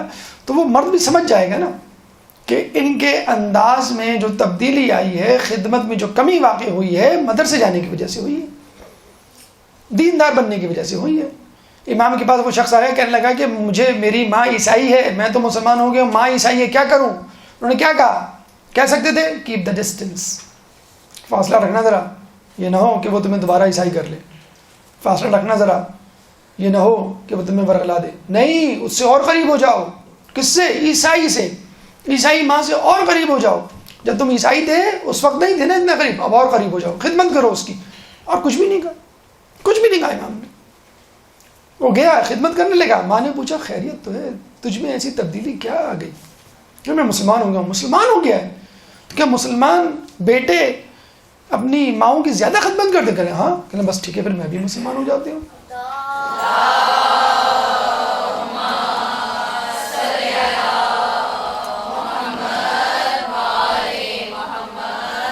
چلے چھوڑیں معصومین کو اور بی بی خدیجہ کو، بی بی سیدہ کو اور بی بی زینب کو جنہوں نے کربلا کا پیغام پہنچایا، کسی کرسچن لیڈی کی بات کرتے ہیں تاکہ تھوڑی سی آپ کی غیرت میں جو ہے وہ ابال آئے۔ مدر ٹریسا کا نام سنا ہے آپ نے؟ مدر ٹریسا کو نوبل پرائز ملا تھا 1997 میں۔ کون مدر ٹریسا؟ 1910 میں پیدا ہوئی البانیہ میں، اور وہاں سے انڈیا گئی۔ انڈیا جا کے اس نے کہا کہ بس میں یہیں کی ہو کے رہ گئی، بس مجھے یہیں رہنا ہے۔ انڈیا سے کوئی میسیڈونیا، البانیہ کا ابھی موجودہ نام میسیڈونیا، یورپ جائے اور وہ جا کے کہے کہ بس اب تو مجھے یہیں رہنا ہے، تو سمجھ میں آتی ہے بات۔ وہاں کی کشادہ خوبصورت سڑکیں دیکھ کر، لذیذ کھانے دیکھ کر، امیگریشن حاصل کر کے بات سمجھ میں آتی۔ پاکستان سے کوئی آسٹریلیا جائے اور کہے بھائی میں نہیں جا رہا پاکستان، ٹھیک ہے، بالکل صحیح فیصلہ ہے آپ کا۔ اور آسٹریلیا سے کوئی پاکستان آ جائے، کراچی میں بھی مجھے یہیں رہنا ہے، مجھے بہت اچھا لگ رہا ہے، میں پاگل ہو گیا۔ مدر ٹریسا آئی 1940s میں اور 10 سال بعد اس نے فیصلہ کیا میں یہیں رہوں گی، یہاں سے نہیں جاؤں گی۔ دیکھیں اس کی ویڈیو کلپس انٹرنیٹ پہ موجود ہیں، کس طرح وہ غریب بچوں کو، بیمار بچوں کو، جزامی بچوں کو گلے لگا لگا کر کھانا کھلا رہی ہے۔ 50 سال سے زیادہ عرصے رہی ہے یہاں پر۔ 1997 میں اس کا انتقال ہوا ہے، اور اب پوپ فرانسس نے اس کو سینٹ کا درجہ دیا ہے۔ سینٹ کا درجہ ملتا نہیں ہے، ملتا ہے تو بڑی مشکل سے ملتا ہے عورت کو۔ جیسے ہمارے یہاں عورت مجتہدین کتنی ہوں گی؟ بہت کم۔ تو وہاں پہ سینٹ کا مطلب ہوتا ہے جیسے ولی اللہ، اللہ کا ولی، جس پہ جو ہے الہام ہوتا ہو، وحی ہوتی ہو، اور عیسیٰ علیہ السلام آتے ہوں بات کرنے وغیرہ وغیرہ۔ سینٹ کا درجہ دیا گیا، نوبل پرائز اس کو دیا گیا ہے۔ صرف مدر ٹریسا نے اپنے ہاتھوں سے 500 آرگنائزیشنز بنائی تھی۔ 500 اب بنا سکتی ہیں آپ میں سے کوئی ایک 500 مدرسے؟ 500 افراد کو پڑھا دیں آپ، 50 افراد کو پڑھا دیں، 5 افراد کو پڑھا دیں آپ۔ مدر ٹریسا جس کے بارے میں ہمیں یقین ہے، جس کے بارے میں کیا ہے، ہم تو مسلمانوں کے بارے میں کہتے ہیں، جو 1000 سال تک عبادت کرے، جو 1000 سال تک عبادت کرے، پھر 1000 سال تک عبادت کرے، اور وہ پنجتن سے محبت نہ رکھے تو اوندے منہ جہنم میں جائے گا۔ مدر ٹریسا کی کیا اوقات؟ ہم تو اس مسلمان کے لیے بھی کہتے ہیں کہ جو ولایت پہ یقین نہ رکھے. تو جس کو نہیں پہنچنا کہیں وہ اتنی محنت کر رہا ہے، اور ہم مسلمان. بی بی زینب گناہ دیکھیے، بی بی خدیجہ گناہ دیکھیے، بی بی سیدہ گناہ دیکھیے، بہت ہو چکی. یہ کہہ کر وہ معصوم ہیں، وہ معصومہ ہیں، وہ اہل بیت کے. مدر ٹریسا تو نہیں ہے نا معصوم، وہ تو مسلمان بھی نہیں ہے. اس نے کیسے اپنی زندگی گزار لی؟ اچھا ننس تو ان کی شادی کرتی نہیں ہے، اکیلی ذات 50 سال سے زیادہ اس نے. یہی مدر ٹریسا کو دیکھ کر انڈیا میں یہ ہلچل مچی تھی کہ یہ ایک عورت نے آ کے کتنے لوگوں کو عیسائی بنا دیا ہے، اینٹی کنورژن بل پاس کرو. فوراً اینٹی کنورژن بل پاس کیا گیا. ایک عورت نے انڈیا کے ہندوؤں کی چولیاں ہلا دی تھی، ان کے مذہب میں جو ہے وہ دراریں ڈال دی تھی. ایک عورت نے پریشان کر دیا تھا پورے انڈیا کو. کتنی عورتیں جو ہے پوری دنیا میں عیسائی مشنریز میں کام کر رہی ہیں. ہم کیا کام کر رہے ہیں؟ آپ کہتے ہیں کہ بھئی ہم عورتیں ہیں، ہم عورت ہیں. مدر ٹریسا کی چھوٹی سی تصویر لے لیجئے، اپنے پرس میں رکھ لیجئے. جب بھی ہو نا کہ اب میں عورت ہوں، میں کیا کر سکتی ہوں، مدر ٹریسا کو نکال کے دیکھا کریں. بی بی سیدہ اور ان کے بارے میں تو آپ کہہ دیتی ہیں کہ بھی وہ معصوم ہیں، وہ معصومہ ہیں، ہم ان کے برابر کیا کریں. تو جب عیسائی اپنے مذہب کی تبلیغ میں کوئی دقیقہ فروغ گزاش نہیں کر رہے تو ہم کس انتظار میں بیٹھے ہوئے ہیں؟ امام کو اس طرح کے لوگ چاہیے جو کہیں بھائی ہمارے کہتے ہیں نا کہ بھائی آپ کے پاس فرصت نہیں ہے، چھٹی میں تو فرصت ہوگی. ارے بھائی ایک ہی تو ویکینڈ ملتا ہے، ایک ہی تو دن ہوتا ہے حلوہ پوری اور نہاری کھانے کا. اس میں بھی آپ کہیں جو ہم مدرسے چلے جائیں، ایک ہی دن تو ہوتا ہے شاپنگ کرنے کا اور لوگوں سے ملنے ملانے کا، انٹرٹینمنٹ کا. اس میں آپ کہتے ہیں ہم مدرسے چلے جائیں. تو خدا را جان جائیے، اگر آپ کو جنت میں جانا ہے تو اسی رستے پہ چل کر جانا ہوگا جس رستے پہ اہل بیت چل کر گئے. کوئی شارٹ کٹ نہیں ہوگا. اگر شارٹ کٹ ہوگا تو وہ باطل کا رستہ ہوگا، وہ شیطان کا دیا ہوا کوئی رستہ ہوگا، کوئی تدبیر ہوگی. ایک درود پڑھ دیں محمد علی محمد.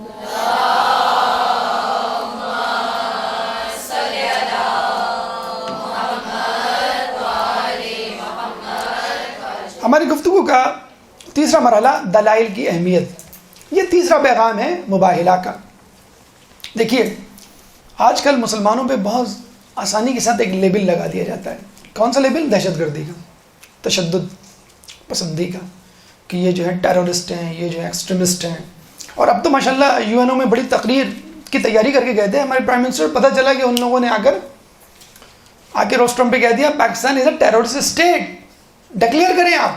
او کیا ہو گیا بھائی؟ لوگ ہم تو بات کرنے آئے تھے اور یہاں پہ ہمیں دہشت گرد ملک قرار دے رہے ہیں، کر لیں جو کرنا ہے. مغرب نے ایسا جھنجھنا، ایسا کھلونا ہمارے ہاتھ میں پکڑایا ہے کہ یقین کریں کہ سمجھ میں نہیں آتا اس مسئلے کو کیسے حل کریں. ایک عورت حجاب کی حالت میں ایروپلین میں داخل ہوتی ہے. آپ باہر جائیں بھائی، ہمیں خطرہ ہے، آپ نے بم باندھا ہوا ہے اندر، نہیں چلے گی فلائٹ، روک لیں بھائی اس کو. پورے مسافر کھڑے ہو گئے، فلائٹ روک دی، اس عورت کو اترنا پڑا. یہ حالت ہو گئے، یہ حالات ہو گئے کہ انگلینڈ میں ایک عورت جا رہی ہے رات میں، اس کا پیچھے سے اسکارف پکڑ کے کھینچ رہے کہ یو آر ٹیرورسٹ. دیکھا آپ نے کیسا دہشت گردی کا لیبل لگایا ہمارے اوپر. اور ماشاءاللہ ہمارے یہاں سادہ بیوقوف قسم کے مسلمانوں کی بھی کمی نہیں ہے. وہ بھی کہیں ٹھیک ہے تم نے ہمیں برا کہا تو ہم برا بن کے دکھائیں گے، ہم دہشت بن کے دکھائیں گے. اور پھر انہوں نے اپنے کچھ لوگوں کے ساتھ مل کے یہ داعش، آئسس، القاعدہ، طالبان، یہ تمام چیزیں کھڑی کی. اور پھر کہہ رہے ہیں کہ یہ لوگ جو ہیں دہشت گرد ہیں، یہی اصل اسلام ہے. فتنہ نامی ایک مووی بنی تھی پچھلی صدی میں ہالینڈ سے. تو اس شخص نے قرآن کی آیتیں نکال کے کاٹ چھانٹ کر کے پس منظر سے ہٹا کر مووی بنائی تھی کہ اسلام از اے ٹیرورسٹ ریلیجن، یہ ٹیرورزم پھیلا رہا ہے. اتنی خطرناک مووی کہ وہ امریکہ میں بین ہو گئی. اب بھی یہی ہو رہا ہے کہ مسلمانوں کو دہشت گردی 9/11 کا واقعہ ہو گیا، 9/11 فارنہائٹ بنائی گئی، بتایا گیا کہ بھئی یہ واقعہ جو ہے مشکوک ہے، یہ سارے یہودی اس دن غائب تھے اس بلڈنگ سے، اس پہ یقین نہ کریں. لیکن اس کے باوجود کہ مسلمان جو ہے وہ دہشت گرد ہے. اچھا اس وقت کوئی عیسائی، اب عیسائی کی تبلیغ کریں، پوری دنیا میں مسلمانوں سے بھی زیادہ عیسائی ہے نا، تو وہ اگر آپ کو سورہ آل عمران کی آیت نمبر 61 نکال کے دکھا دے، آپ کے پاس کیا جواب ہوگا؟ ابھی ہم نے آیت پڑھی نا کہ فمن حاجک فیہ من بعد ما جاءک من العلم فقل تعالوا ندعو ابناءنا وابناءکم ونساءنا ونساءکم وانفسنا وانفسکم ثم نبتہل فنجعل لعنۃ اللہ علی الکاذبین. اگر وہ آیات آپ کو نکال کے دکھا دے، دیکھو تم کہتے ہو کہ دہشت گرد نہیں ہو، تم لوگوں کی گفتگو شروع ہی ثم نبتہل فنجعل سے ہوتی ہے، تم لوگ تو بعد میں کرتے ہو، لعنت پہلے بھیجتے ہو. تمہارا رسول چلا گیا تھا اپنے پنجتن کے ساتھ اور دعا کرنے کے لیے، لعنت بھیجنے کے لیے، وہ چھوڑو، اس کا کیا انجام ہوا اس مباحلے کا؟ مجھے یہ بتاؤ. تم لوگ بات کم کرتے ہو، دہشت گردی زیادہ پھیلاتے ہو. تمہارے رسول نے سب سے پہلے دہشت گردی پھیلائی. دیکھو عیسائیوں سے چاہیے تھا کہ بات کرتے، رسول سمجھاتے، اگر ہم باطل پر دے تو ہمیں قائل کر دے، اور تمہارا رسول ہمیں بد دعائیں دینے پہنچ گیا، ہم تو نہیں قبول کریں گے کبھی تمہارا اسلام. کیا جواب ہے آپ کے پاس؟ آپ اس کو بتائیے. تم نے ایک آیت پیش کی ہے مباہلہ کی. سورہ آل عمران میں 80 آیات ہیں مباہلہ کی، 80 آیات.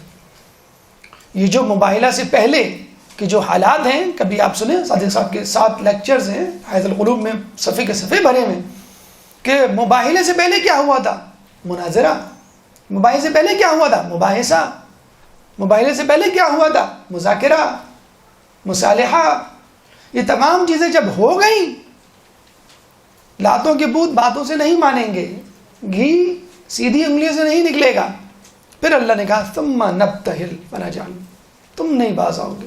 تم لوگوں سے ڈسکشن کر لیا، بہت کر لیا، تم لوگوں نے بات نہیں مانی. 80 آیات مباہلے کے لیے، 79 مرتبہ اللہ نے سمجھایا، دیکھو مت کرو، دیکھو باز آ جاؤ. ماں اپنے بیٹے کو کتنی مرتبہ سمجھاتی ہے اور اس کے بعد دھمکی دیتی ہے کہ میں تمہیں تمہارے ابو سے پٹوا دوں گی. کتنی مرتبہ؟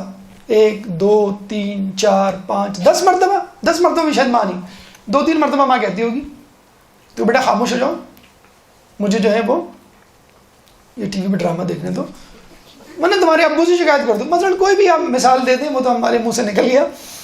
آپ کوئی بھی مثال وہ دے دیں کہ مجھے کھانا پکانے دو، مجھے قرآن پڑھنے دو، مجھے نماز پڑھنے دو، تمہارے ابو سے شکایت کروں گی. 1 مرتبہ 2 مرتبہ 3 مرتبہ. ذرا اس کو بلا لیجئے، یہ بہت شور کر رہا ہے یہاں پر. ہاں بھی بیٹا علی آ جاؤ. دیکھا بیٹا میں نے کہا تھا، بار بار 3-4 مرتبہ. اللہ تعالیٰ 79 مرتبہ سمجھا رہا ہے، تو کیا اللہ کا یہ حق نہیں کہ 80 مرتبہ کہا ہے کہ چلو بس آ جاؤ، بہت ہو گئی، میدان میں آ جاؤ. اگر تم کو بہت زیادہ زعم ہے نا کہ تم سچے ہو تو دیکھ لیتے کس پہ لعنت پڑے گی. عیسائی اگر کوئی یہ کہے کہ تم جنگ و جدل والے ہو اور تمہاری گفتگو جو ہے لعنت ملامت سے شروع ہوتی ہے، جی نہیں، ہماری گفتگو لعنت ملامت پہ ختم ہوتی ہے. 80ویں آیت آئی تو ہم نے کہا لعنت اللہ علی الکاذبین، لعنت ہو جھوٹوں پر. اس سے پہلے ہم نے پیار محبت سے سمجھایا انہیں عیسائیوں کو. یہودی کہا کرتے تھے قالوا لن ندخل الى الجنہ من كان هودا او نصارى تلك امانيهم قل هاتوا برهانكم ان كنتم صادقين. یہودی کہتے ہیں کہ جنت میں کوئی نہیں جائے گا، لن يدخل الجنہ ما كان الا ما كان هودا او نصارى، سوائے اس کے کہ جو یہودی ہو یا عیسائی ہو. تلک امانیہم، یہ تمہاری خام خیالی ہے، یہ تمہارا گیس ورک ہے، تمہارے اٹکل پچو ہیں، تمہارے جو ہیں سبز باغ ہیں، شیخ چلی کے خواب ہیں جو تم دیکھ رہے ہو. تلک امانیہم. اور کس طرح پھر اللہ نے دل پہ پتھر رکھ کے کہا ہوگا ٹھیک ہے کوئی بات نہیں، قل ہاتوا برہانکم ان کنتم صادقین، ٹھیک ہے کوئی دلیل ہے تو لے آؤ. ارے خدا تو خود کہہ رہے لعنت اللہ علی الکاذبین، تو خود کہہ رہا ہے یہود و نصارانی جو ہیں وہ باطل پر ہیں، تو نے بھیجا ہی محمد کو اس لیے ہے کہ اسلام کا پیغام ہو جائے. آپ اس سے کہہ رہے ہیں، ان گمراہ فرقوں سے، مذہب والوں سے کہہ رہے ہیں قل ہاتوا برہانکم ان کنتم. آپ کو تو کہنا چاہیے تھا کہ تم لوگ جہنم میں جاؤ گے، تم لوگ اس قابل نہیں ہو، بلکہ میں سب کو ڈال دوں گا، یہود و نصارہ کو نہیں ڈالوں گا. تم نے کیوں دعویٰ کیا کہ ہمارا جنت میں قبضہ ہے یا ہم جائیں گے جنت میں؟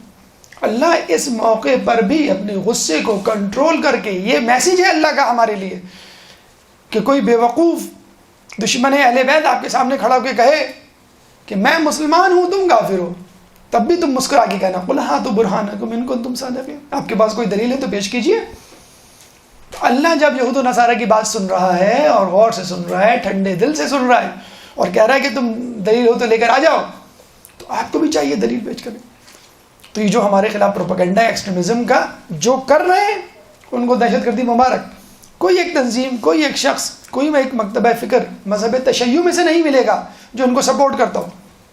کوئی ایک شخص نہیں ملے گا تو دہشت گردی کے واقعات میں جو پکڑا گیا ہو. باقاعدہ امریکہ میں بل پاس ہوا ہے کہ جن کے رشتہ دار ہلاک ہوئے 9/11 میں وہ سعودی گورنمنٹ کے خلاف کیس کر سکتے ہیں اور ان سے قصاص بلڈ منی لے سکتے ہیں. پارلیمنٹ نے بل پاس کر دیا، باراک اوباما نے ویٹو کر دیا. کیوں؟ اگر آپ نے ان پہ کیس کرنے شروع کر دیے تو ہمارے $800 ملین کا جو اسلحہ بیچنا ہے ان کو وہ نہیں خریدیں گے. وہ کیسے بکے گا؟ اس لیے روک دیا.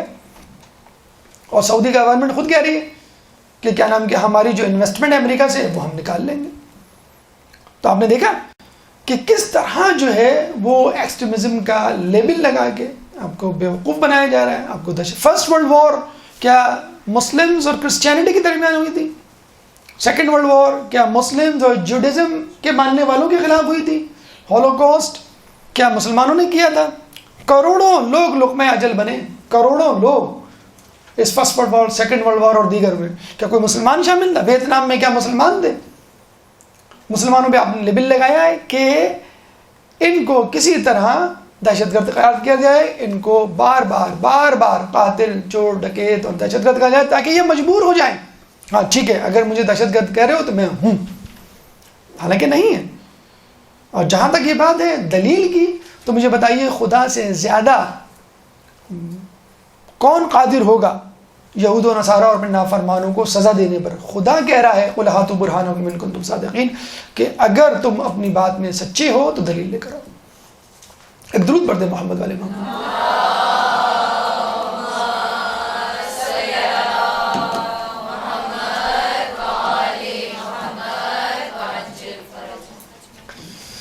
اچھا، دلائل کی اہمیت ہو گئی. اب آ جائے توحید کی اہمیت، ہماری گفتگو کا چوتھا مرحلہ.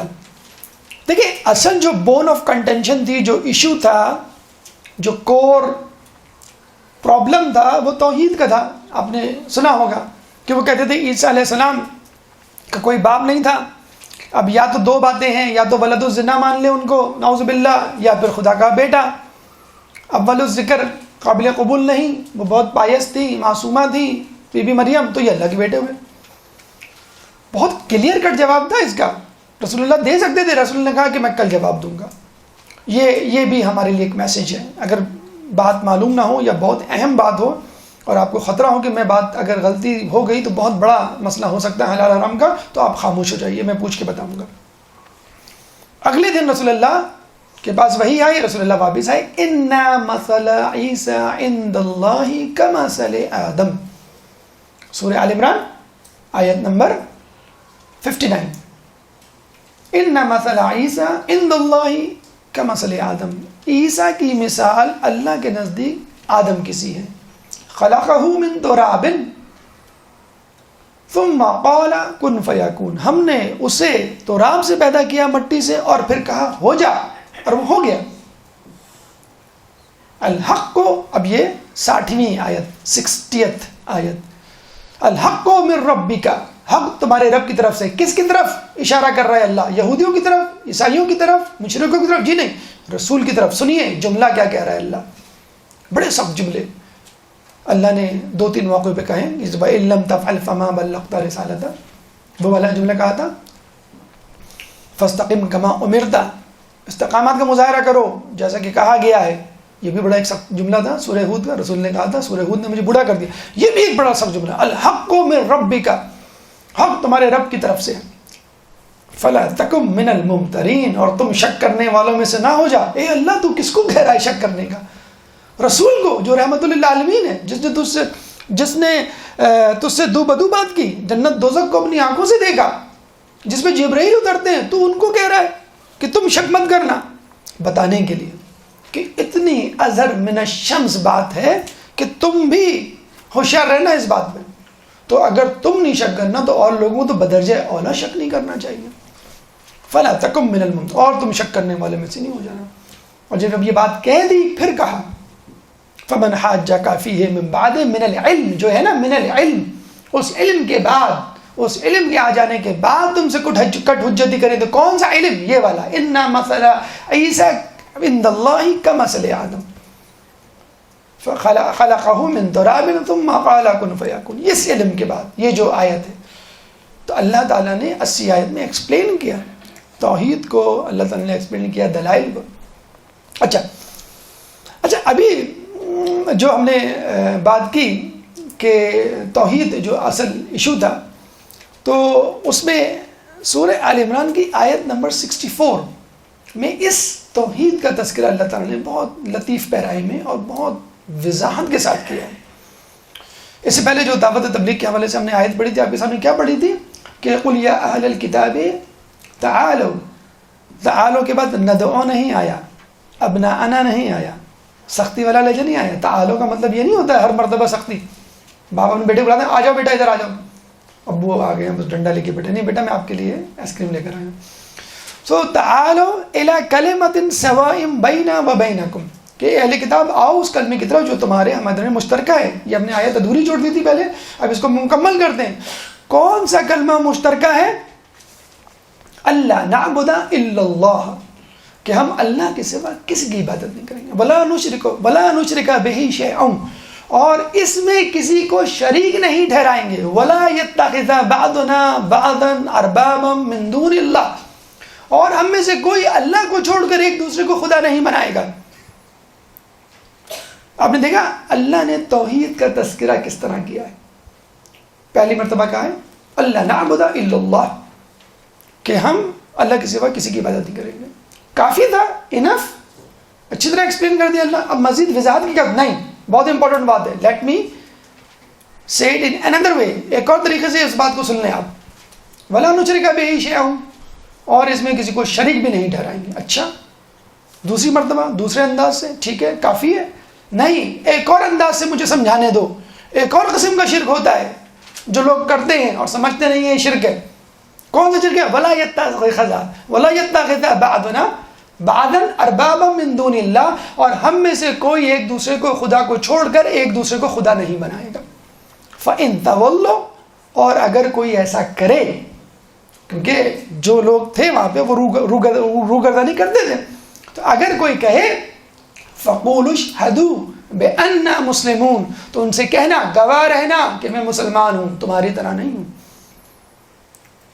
3 مرتبہ ایکسپلین کرنے کی ضرورت کیا تھی؟ توحید کی حیثیت سے ہم بات کر رہے ہیں کہ آپ نے کہا کہ اللہ کے سوا کسی کی عبادت نہیں کریں گے، آپ نے کہا کہ ہم کسی کو شریک نہیں ٹھہرائیں گے. اب اللہ نے یہ جو بات کی، اس بات کو ایک صحابی نے پکڑ لیا کہ ہم اللہ کے سوا یعنی اللہ کو چھوڑ کر ایک دوسرے کو خدا نہیں بنائیں گے. عدی بن حاتم نام تھا اس کا، وہ پہلے عیسائی تھا پھر مسلمان ہو گیا. رسول اللہ کے پاس کہا جو اربابم ہے وہ کس کی طرف اشارہ ہے؟ رسول نے کہا عیسائی علماء کی طرف. یعنی ہم خدا کو چھوڑ کے ایک دوسرے کو، ہم میں سے بعض کو یعنی عیسائی علماء کو خدا نہیں بنائیں گے. تو ہم نے تو کبھی عیسائی علماء کو خدا نہیں بنایا. ہاں عیسیٰ علیہ السلام کو ہم خدا کہہ جاتے تھے جو کہ غلط تھا، لیکن پھر بھی ہم نے کبھی عیسیٰ علماء کو تو خدا نہیں بنایا. رسول نے کہا کبھی ایسا ہوتا تھا کہ وہ تمہارے لیے کوئی فتویٰ دیتے تھے اور وہ فتویٰ جو ہے انجیل یا بائبل کے خلاف جاتا تھا اپنی کتاب کے. وہ انہوں نے کہا کہ ہاں ایسا تو ہوتا تھا. کہنا تمہیں معلوم ہوتا تھا کہ کتاب اللہ کے خلاف بات کر رہے ہیں؟ کہنا ہاں ہمیں معلوم ہوتا تھا. کہنا پھر بھی تم عمل کرتے تھے؟ کہنا ہاں ہم پھر بھی عمل کرتے تھے.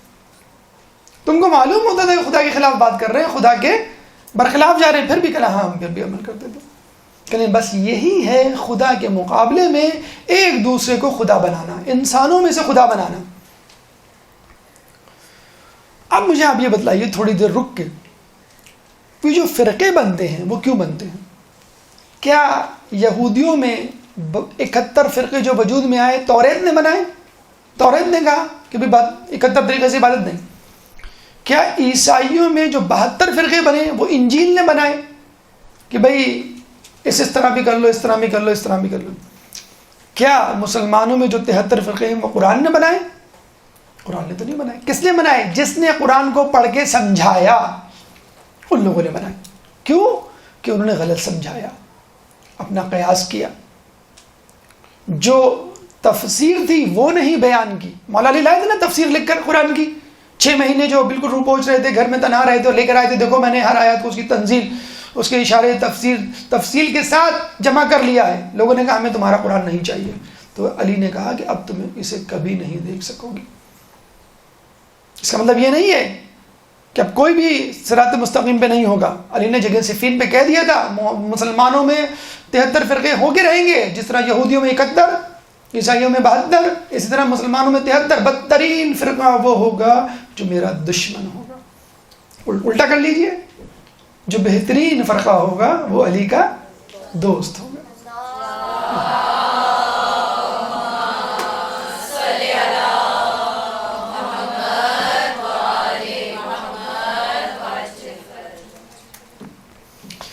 تو ہمارے ہاں جو گروہ بندیاں ہیں, فرقہ بندیاں ہیں, مسالک ہیں, وہ اس وجہ سے ہیں کہ قرآن تو ایک ہے, قرآن کو پڑھ کر سمجھانے والے اور ہیں. اور کیوں ایسا وہ کر جاتے ہیں غلطیاں؟ اس لیے کہ قرآن اس ذریعے سے نہیں سمجھاتے کہ جس ذریعے سے سمجھانا چاہیے. دیکھیں, قرآن نے 80 آیات پیش کی نا مباہلے کے لیے, نہیں سمجھ میں آیا, قرآن سے بات نہیں سمجھ میں آئی نا, تو پھر کس کو لے کر آئے بات سمجھانے کے لیے؟ اطرت کو. قرآن و اطرت, کہ میں اپنے پیچھے 2 گراں قدر چیزیں چھوڑے جا رہا ہوں, یہ ایک دوسرے سے جدا نہیں ہوں گی جب تک حوض کوثر پر میرے پاس نہ پہنچ جائیں. تو قرآن سے اگر کوئی بات نہ سمجھ میں آئے تو تم اہل بیت سے سمجھ لو. یہ تو بہت دور کی بات ہے کہ اہل بیت کی کوئی بات سمجھ میں نہیں آئے تو نہیں, قرآن کی کوئی بات اہل بیت تمہیں سمجھ میں آئے تو اہل بیت سے سمجھ لو. تو یہاں تو ہم اس بات پر وہ ہیں کہ قرآن افضل کہ اہل بیت افضل. یہاں کہہ رہے ہیں قرآن کافی نہیں تھا تمہارے لیے اہل بیت کافی ہیں, وہ سمجھا دیں گے. اور لوگ کیا کہتے تھے کہ حسبنا کتاب اللہ. ارے کتاب تو عیسائیوں کے لیے کافی نہیں ہوئی, اہل بیت کو لانا پڑا سمجھانے کے لیے. اور یہاں پہ آپ کہہ رہے ہیں حسبنا کتاب اللہ, ہمارے لیے اللہ کی کتاب کافی ہے, ہم جو ہیں ہمیں علی کی ولایت اور ائمہ کی امامت نہیں چاہیے. تو یہ گروہ بندیاں اس لیے ہوتی ہیں کہ فاسألوا اہل الذکر, پوچھ لو اہل ذکر سے. اہل ذکر کون ہے؟ نفس رسول ہے. اہل ذکر کون ہے؟ بجتن پاک. ان کی طرف ہم رجوع نہیں کرتے. تو اگر قرآن کے ساتھ اطرت کو لے لیا جائے, قرآن کے ساتھ اہل بیت کو لے لیا جائے, تو قرآن اچھی طرح واضح طور پر سمجھ میں آ جائے. ورنہ واضح آیات, کھلی ہوئی عبارتیں آپ کو سمجھ میں نہیں آئیں گی, اور آپ وضو میں پاؤں کو دھوتے رہ جائیں گے, ہاتھ ملتے رہ جائیں گے. ایک درود پڑھ دیں محمد والے محمد.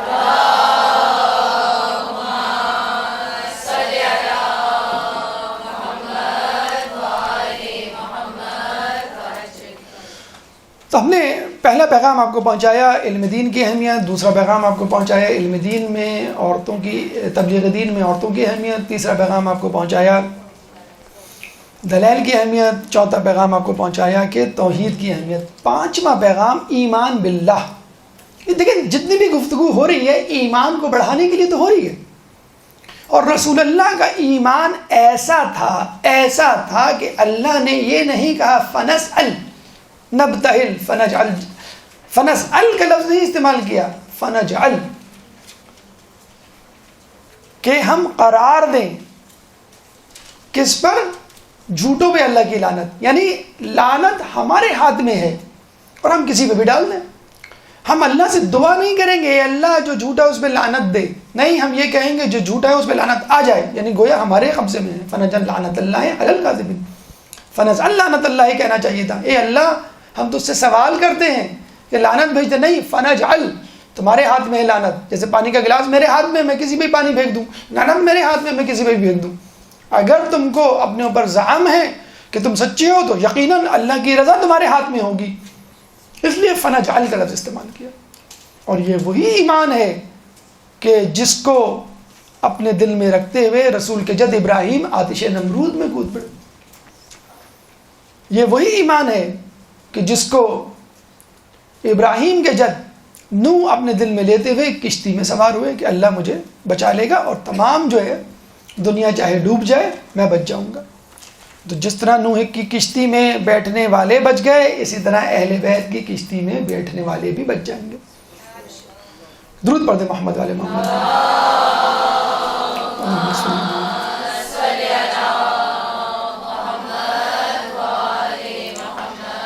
ایمان کے حوالے سے ایک بات اگر برا نہ منائے، اوور کانفیڈنس کا شکار مت ہوئیے گا کبھی.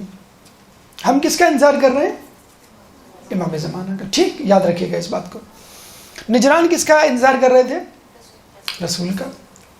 یہودی مدینے میں آ کے کیوں بیٹھ گئے تھے ڈیرا جما کر؟ کس کا انتظار کر رہے تھے؟ جب رسول آئے تو مانا، تقلید کی، اتباع کی. اس بات کی کیا گارنٹی؟ آپ کیا دودھ میں دھلے ہوئے لوگ ہیں کیا؟ آپ کے کوئی نئی اچھوتی مخلوق ہیں کیا؟ آپ بھی تو انسان ہیں نا. وہ بھی انتظار کر رہے تھے. جب رسول آئے تو انکار کر گئے. تو کیا ہم میں سے ایسے لوگ نہیں ہوں گے کہ امام کے آنے پہ انکار کر دیں؟ جب ہم ابھی تقلید کا انکار کر سکتے ہیں، نائب امام کا انکار کر سکتے ہیں، تو امام کا انکار کرنے میں کیا مسئلہ ہے؟ نائب امام کون ہے؟ مجتہدین ہے نا، مراجع ہے نا، اس کا انکار کر رہے ہیں نا لوگ. باقاعدہ کہا گیا ہے کہ پاکستان میں کراچی میں ایسی مجالس ہوں گی کہ جن کے لیے کہا گیا ہے کہ کوئی باقاعدہ عالم نہ ہو، ذاکر ہوں، غلو فی الدین کرنے والے ہوں. باقاعدہ انگلینڈ سے M15 جو ان کو فنڈنگ کرے گی. کتنا عام ہے یہ نہ بھی کرے کوئی فنڈنگ، لیکن آپ دیکھ لیجئے کہ ممبر جو ہے اب ذاکر آ کے ممبر خرید رہا ہے کہ 5 لاکھ دوں گا، یہ ممبر مجھے دے دو. ڈھونڈیے، آپ کے آس پاس مل جائے گا. ایک درود پڑھ دے محمد علی محمد. اللہم صلی علی محمد.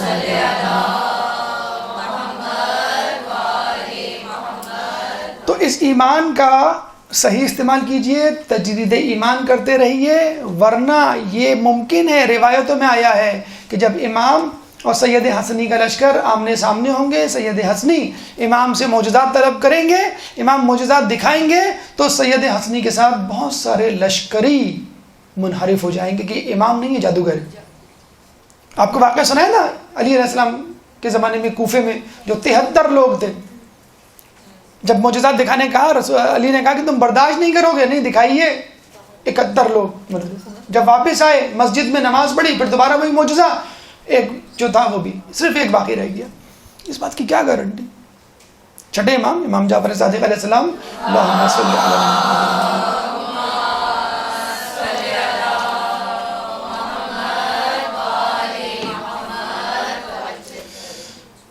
ایک دفعہ گریہ کر رہے تھے، اصحاب نے کہا آپ گریہ کیوں کر رہے ہیں؟ کہنے لگے کہ میں نے ابھی کتاب جعفر پڑھی ہے اور اس میں آخری زمانے کے شیعوں کے حالات کو پڑھا ہے، اور اس میں لکھا تھا کہ آخری زمانے کے شیعوں کے ایمان متزلزل ہوں گے. کیوں متزلزل ہوں گے؟ حب الدنیا. جس وقت دنیا میں مادیت پرستی کی وبا پھیلی ہوئی ہے، اس وجہ سے متزلزل ہوں گے. تو خدا را اپنے ایمان کو چیک کرتے رہیے. ایمان کب مضبوط ہوتا ہے؟ جب یقین ہوتا ہے. باقاعدہ روایت مولا علی کی. اور یقین کب مضبوط ہوتا ہے؟ جب علم ہوتا ہے. ائمہ کا علم وہابی تھا، مکمل تھا، مطلق تھا، اس لیے یقین بھی مکمل تھا، مطلق تھا، اس لیے ایمان بھی مطلق تھا، مکمل تھا. اگر آپ چاہتے ہیں کہ آپ کا ایمان بھی مکمل کی طرف گامزن ہو تو وہی علم لیجئے جو ائمہ سے آپ کو مل رہا ہے. مسلسل علم، جتنا علم حاصل کریں گے. کچھ لوگ کہتے ہیں رٹو طوطے کی طرح علم حاصل کرنے کا کیا فائدہ؟ عبادت کرو، اپنی ایمان کو مضبوط کرو. عبادت اور ایمان کیسے مضبوط ہوگا کہ جب آپ کو پتہ نہیں چلے گا مجھے کس طرح عبادت کرنی ہے. علم مسلسل علم. رسول اللہ کو کیا پڑھی تھی؟ علی کو بار بار نزاع کی حالت میں 2 یا 3 دن یا آخری وقت پہلے علی کو بلا کے چادر ڈال کے کچھ کہنے کی. کیا کہا ہوگا کہ میرے بعد کیا سازشیں ہوں گی، میرے بعد یہ ہوگا، وہ ہوگا. کیا پڑھی تھی؟ کیا ایسی ایمرجنسی تھی؟ بیمار ہیں، جانے کا وقت ہے. مولا سے پوچھا تو مولا نے کہا کہ رسول اللہ نے مجھے 1000 علم کے باب دیے، ہر باب میں سے 1000 مزید علم کے باب نکلتے ہیں. جاتے جاتے علم سکھا گئے. دیکھو علم حاصل کرنا، مولا علی کو علم سکھا رہے ہیں، وہ بتانے کے لیے. سکھائے وہابی علم ہے ان کے پاس موجود ہے، بتانے کے لیے. دیکھو میں جا رہا ہوں، لیکن میں سمجھتا ہوں سب سے اہم فریضہ یہ ہے کہ جاتے جاتے بھی علم دے جاؤ. تو علم حاصل کرتے رہیے، انشاءاللہ آپ کا ایمان مضبوط ہوگا. اس کے بعد کا مرحلہ، چھٹا مرحلہ قربانی فی سبیل اللہ. اللہ تعالیٰ فرماتا ہے لن تنالوا البر حتی تنفقوا مما تحبون. کہ تم نیکی کے مرتبے پر اس وقت تک نہیں پہنچ سکتے جب تک اپنی بہترین چیزوں میں سے کوئی چیز نہ دو۔ ابراہیم کی بہترین چیز کیا تھی؟ اسماعیل، کہا اس کو قربان کرو۔ رسول اللہ کی بہترین چیز پہلے باپ، پھر ماں، پھر بیٹے، بیوی، سب چلے گئے نا، کون بچا اب بہترین چیزوں میں؟ کل کائنات کون تھا رسول کی؟ علی، فاطمہ اور 2 بچے، جگر کا ٹکڑا، ان کا پھول، ان کی آنکھوں کی ٹھنڈک، قرۃ العین کون تھا؟ بی بی سیدہ اور ان کے بیٹے اور ان کا شوہر۔ ارے رسول آپ کا باپ بھی چلا گیا، ماں بھی چلی گئی، زوجہ بھی چلی گئی، بیٹے بھی چلے گئے، اب یہ 3-4 افراد بچے، ان کو بھی آپ لے کے جا رہے ہیں۔ خدا نخواستہ کچھ ہو گیا راستے میں، انہوں نے حملہ کر دیا، کچھ ہو گیا تو یہ 4 نہیں، یہی سب سے عزیز ہیں، انہی کو میں داؤ پہ لگاؤں گا۔ اور ہم کس طرح کی قربانی دیتے ہیں؟ اس دال میں بو آ رہی ہے، ماسی کو دے دینا، یہ کپڑا جو ہے یہ اس کا رنگ اتر گیا، یہ دیوار مہربانی پہ ٹنگ کے آ جاتا ہے، تو یہ چینج نیچے گرا ہوا اٹھاؤ ذرا، یہ صدقے کے باکس میں ڈال دو۔ یہ ہے ہمارا لن تنالوا البر حتى تنفقوا مما تحبون۔ تو جس طرح اللہ کے رسول نے، وہ ایک فقیر نے کہا نا کہ اللہ کے نام پہ دے دو ایک سیب والے سے، تو اس نے ایک 100 سیب اٹھا کے دے دیا۔ اس نے جیب تو 10 روپے نکالے اور کہا کہ مجھے ایک سیب دے دو 10 روپے کا، اس نے بہترین سیب چیک کر کے دیا۔ تو فقیر نے کہا یہ کیا بات، اللہ کے نام پہ سڑا ہوا سیب اور 10 روپے کے نام پر بہترین سیب۔ تو ہم بھی یہی کر رہے ہیں، اگر آپ کو سڑی ہوئی جنت دے دی جائے، یہاں پہ کچرا پڑا ہوا ہو کراچی کی سڑکوں کی طرح، بہترین جگہ مانگ رہے ہیں آپ جنت، اور اپنے پلو سے بدترین چیز اٹھا کے دے رہے ہیں۔ دکاندار کو پورے پیسے دے کہ بھئی مجھے یہ دے دو یہ دے دو، اور دکاندار آپ کو کوئی 2 نمبر مال اٹھا کے دے دے، آپ کو کتنا غصہ آئے گا؟ میں نے تو پوری قیمت دی ہے، آپ پیسے کھوٹے دے رہے ہیں، پیسے چھوٹے دے رہے ہیں، کم دے رہے ہیں، اور مال پورا مانگ رہے ہیں۔ ویسے میں تمار کی دکان پر بیٹھے تھے نا کھجور کی، شخص آیا لے کے چلا گیا کھجور، مولا نے میں سے میں تمار کو بھائی یہ پیسے ہیں، یہ کھجور لے کے گیا ہے۔ مولا یہ تو کھوٹے سکے، کہ ہاں اگر یہ کھوٹے ہیں سکے تو کھجوریں بھی سڑی ہوئی ہوں گے۔ تھوڑی دیر میں بھاگتا ہوا آیا کہ مولا یہ آپ نے کس طرح کی کھجوریں دے دی، تو سڑی ہوئی ہیں، کہ تمہارے سکے بھی تو کھوٹے تھے۔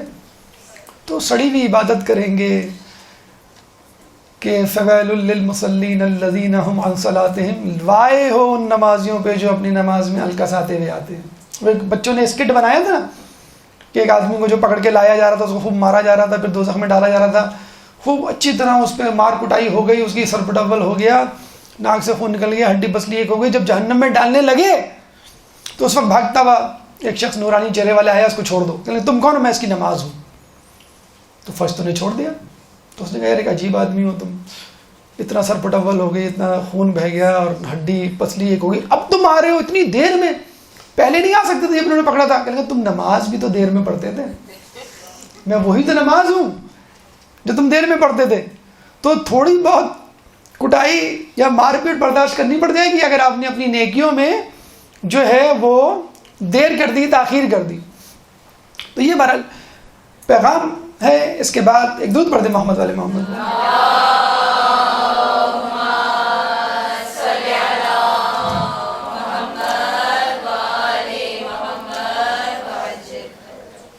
ساتواں مرحلہ نمود و نمائش، یا چھٹا مرحلہ ہے میرے خیال میں، ساتواں مرحلہ نمود و نمائش۔ دیکھیں یہ جب آئے تھے عیسائی تو بہترین زرق برق لباس پہنے ہوئے تھے، ٹھیک، سونے کی انگوٹھی، ریشمی لباس، تو رسول اللہ نے ان کی طرف دیکھا تک نہیں۔ تو اب یہ عیسائی گئے متمول قسم کے افراد کے پاس اور کہنے لگے کہ بھائی یہ رسول بات نہیں کر رہے، ہم تو بات کرنے آئے۔ انہوں نے کہا ان کے پاس جاؤ، یہ بتا دیں گے تم کو۔ تو ان صاحب کے پاس گئے، انہوں نے بتا دیا، رسول اللہ سے مشورہ کیے بغیر کہ اپنے کپڑے تبدیل کرو، عام سے سیدھے سادے کپڑے پہن کے آؤ۔ کون تھا بتانے والا؟ مولا علی، نفس رسول، جو رسول کو دیکھے بغیر بتلا دے رسول کا مزاج، رسول کا موڈ کیسا ہے۔ وہ سیدھے سادے کپڑے پہن کر آئے۔ مجھے بتائیے یہ کیا میسیج رسول اللہ دینا چاہ رہے ہیں کہ جو مذہبی اجتماعات ہیں، مذہبی جگہیں، وہاں سیدھے سادے عام سے کپڑے پہن کر آؤ، زرق برق لباس پہن کر نہ آؤ۔ برا نہیں منائیے گا، محرم آنے والی ہے۔ اچھا ہم نے بڑی تحقیق کی تو پتہ چلا کہ 4 عیدیں ہیں، 2 عید الفطر عید الاضحیٰ والی مسلمانوں کی اور 2 ہماری اضافی۔ ایک دفعہ ہم بازار سے گزرے تو پتہ چلا کہ ایک 5ویں عید بھی ہے، دکاندار سے پوچھا، اس نے کہا کالی عید۔ آپ کو معلوم نہیں شیعوں کی یہاں ایک کالی عید بھی ہوتی ہے, آپ 2 اضافی عید نہیں مناتے, 3 اضافی عید مناتے ہیں. ہم نے کہا کیسے؟ کہنے لگے یہ جوڑے لے کے جائیں گے ابھی آپ, ہر مجلس کا ایک نیا جوڑا ہوگا. مجھے بتلائیے, امام کا قول ہے, ہمارے دوسرے امام کا قول ہے کہ اپنی عورت کو زیادہ جوڑے نہ بنوا کر گھر سے جانے سے روکو. جو عورت بازار میں بہترین زرق برق چمکدار قسم کا جوڑا, چاہے وہ کالا ہی کیوں نہ ہو. اچھا یہ بتا دوں, مغربی ممالک میں جو نائٹ ڈریس ہوتا ہے تقریبات کا, وہ بلیک ہوتا ہے. جتنی بھی تقریبات ہوتی ہیں فلم انڈسٹریز کی آپ دیکھ لیں, بلیک ڈریس پہنتے ہیں, وہ یہ رول ہے ان کے. تو وہ لوگ تو بالکل بھی یقین نہیں کریں گے آپ پر کہ یہ بلیک ڈریس آپ نے اس کے لیے پہنا ہے, اور جس طرح زرق برق پہنا ہے آپ نے. تو مجھے یہ بتائیے کہ یہ عیسائیوں والی تقلید نہیں ہے کہ جس طرح وہ زرق برق لباس پہن کر آئے تھے امپریس کرنے کے لیے, ہم بھی جاتے ہیں دوسروں کو دکھانے کے لیے. ایک عورت جو نیا زرق برق لباس پہنے گی, کیا وہ چاہے گی کہ پراپر طور پہ حجاب ہو؟ اس کو تو حجاب بھی ایسا ہوگا کہ نظر آئے کہ اس نے اندر کیا پہنا ہے. اس کا کوٹ, اسکارف, اس کی چادر, اس کا مکھنا, جو بھی چیز وہ پہنے گی حجاب, وہ کبھی بھی 100% اپنے لباس کو نہیں چھپائے گی. کیوں چھپائے گی؟ وہ اس نے پہنا ہی اس لیے کہ وہ لوگوں کو دکھائے. تو یاد رکھیے, جس طرح رسول نے منہ پھیر لیا عیسائیوں سے, کیا بی بی سیدہ آپ سے منہ نہیں پھیر لیتی ہوں گی کہ تم میری مجلس میں رونے آئی ہو یا لباس دکھانے آئی ہو؟ یہاں موجود ہوں گے ایسے لوگ, آپ ان سے پوچھ لیں, اپنی امی سے پوچھ لیں. لوگ پہلے پرانے لباسوں کو کالا رنگوا کر پہنتے تھے. دکانوں کی, کپڑوں کی دکانوں پر رش نہیں ہوتا تھا, رنگ ریزوں کی دکانوں پہ رش ہوتا تھا. اب جو ہے نیا جوڑا پہنے بغیر گزارا نہیں ہے. لگتا تھا لوگ جب مجلس میں آتے تھے کہ یہ پرانا لباس پہن کر آیا ہے, یہ رنگا ہوا لباس پہن کر آیا. کیوں؟ کہ مجلس میں آیا ہے, رونے دھونے آیا ہے, کہ لوگوں کو دکھانے کے لیے تو نہیں آیا ہے. تو یہ بھی ایک میسیج ہے کہ اپنی مذہبی اجتماع میں آئیں تو پورے جو ہیں تقدس کے ساتھ آئیں, اور خواتین ہونے کے ناطے حجاب کے ساتھ آئیں. اگر کالے کپڑے پہننے اور خریدنے پڑ جائیں, نئے خریدنے بھی پڑ جائیں, تو ایسے لباس کا انتخاب کو کہ لگے نا کہ آپ کسی جشن کی تیاری کے لیے آئیں, اور خصوصی طور پہ آپ نے اس کے لیے یہ سلوایا. نمود نمائش. اس کے بعد آئیے حب دنیا, ہماری گفتگو کا 8واں مرحلہ, حب دنیا. یہ جو 3 افراد تھے, ان میں سے 2 افراد حاتب اور طیب, یہ عاقب اور طیب, یہ رسول کے پاس آئے. تو رسول اللہ نے ان سے کہا کہ کیا تم اسلام قبول نہیں کرو گے؟ تو انہوں نے کہا کہ ہم نے اسلام قبول کر تو لیا ہے. انہوں نے کہا ہم نے اسلام اس لیے قبول کیا, ہم نے اسلام قبول کر لیا. انہوں نے کہا اسلام نہیں قبول کیا, تم نے جو ہے اس لیے نہیں قبول کیا ہے کہ تم صلیب کی محبت, خنزیر کی محبت اور شراب خوری کی محبت میں گرفتار. مجھے بتائیے کون سی ایسی محبتیں تھیں جن کو وہ قربان نہیں کر سکتے تھے؟ ہمارا حال بھی یہی ہے کہ مذہب اہل بیت کو مانتے ہیں, اسلام کو برحق مانتے ہیں, لیکن پھر بھی حلال حرام سے نہیں آگے بڑھتے, فکر نہیں کرتے ان کی کہ ہمیں کیا کرنا ہے کہ کیا نہیں کرنا. تو یہ عادتیں ہیں, یہ محبتیں ہیں جو ہمیں اسلام سے عمل کرنے کی روکتی ہیں. اس کے بعد 9واں مرحلہ جھوٹوں کی مذمت. دیکھیں اللہ تعالیٰ یہ بھی کہہ سکتا تھا کہ عیسائیوں پر لعنت, اللہ تعالیٰ جو ہے وہ یہ بھی کہہ سکتا تھا کہ جو ہے گمراہوں پہ لعنت, لیکن اللہ نے کیا کہا؟ کاذبین, جھوٹ بولنے والوں پہ لعنت, کیونکہ وہ جھوٹ بولا کرتے تھے. جھوٹ اتنی برائی ہے, اس کے لیے کاذب کا لفظ استعمال کیا گیا, اور جھوٹ کے لیے باقاعدہ کہا گیا کہ کیونکہ یہ بائبل میں جھوٹ بول رہے ہیں, اللہ کے احکامات میں اس لیے اس قابل ہے کہ ان پر جو ہے وہ لعنت بھیجی جائے. اچھا, جھوٹ کی کئی اقسام ہیں. نمبر 1, واقعے کا انکار. مجھے بتائیے جن لوگوں نے غدیر خم کا انکار کیا وہ جھوٹ نہیں بولا, انہوں نے واقعے کا اقرار, لیکن اس میں توجیحات نکال لینا کہ مولا کے یہ معنی, مولا کے یہ وہ معنی, یہ بھی ایک قسم کا جھوٹ ہے. نمبر 3, واقعے کو چھوٹا کر کے بیان کرنا, اس کی حیثیت کو گرا دینا. علامہ شبلی نعمانی نے اپنی کتاب سیرت النبی میں, جس کو صدارتی ایوارڈ دیا گیا, اس میں واقع مباحلہ کو فقط 1.5 صفحے کا لکھا ہے, اور آخر میں حاشیے میں لکھا ہے کہ شاید اس واقعے میں حضرت علی بھی شریک تھے. بتائیں, یہ اشتباہ پیدا کرنا, واقعے کو گھٹانا, یہ جھوٹ نہیں ہے کیا؟ ایک قسم کا جھوٹ ہم بھی بولتے ہیں, اور خود ہم عیسائیت میں اس بات کے شریک کار ہیں. عیسائیوں نے پنجتن کو مان لیا تھا کہ یہ وہ شخصیات ہیں, پہاڑ کو حکم دیں تو اپنی جگہ سے ہٹ جائے. ہم نے بھی مانا ہوا ہے, کیوں نہیں مانا ہوا ہے؟ لیکن مجھے بتائیے کردار, رفتار, گفتار, اعمال کے اعتبار سے ہم عیسائیوں کے برابر نہیں. ہمارے یہاں کی بے حجابی، ہمارے یہاں کی فحاشی، ہمارے یہاں بے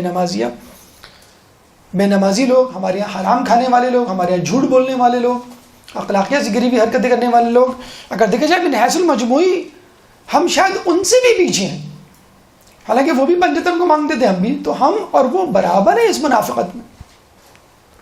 تو خدا را اس بات سے نکلیے اور خالی خولی ظاہری ایمان سے پرہیز کیجیے، محبت کو ثابت کر کے دکھائیے. آخری اور 10واں مرحلہ ہماری گفتگو کا کہ سچوں کی فضیلت. ایک درود پڑھ دیں محمد والے محمد.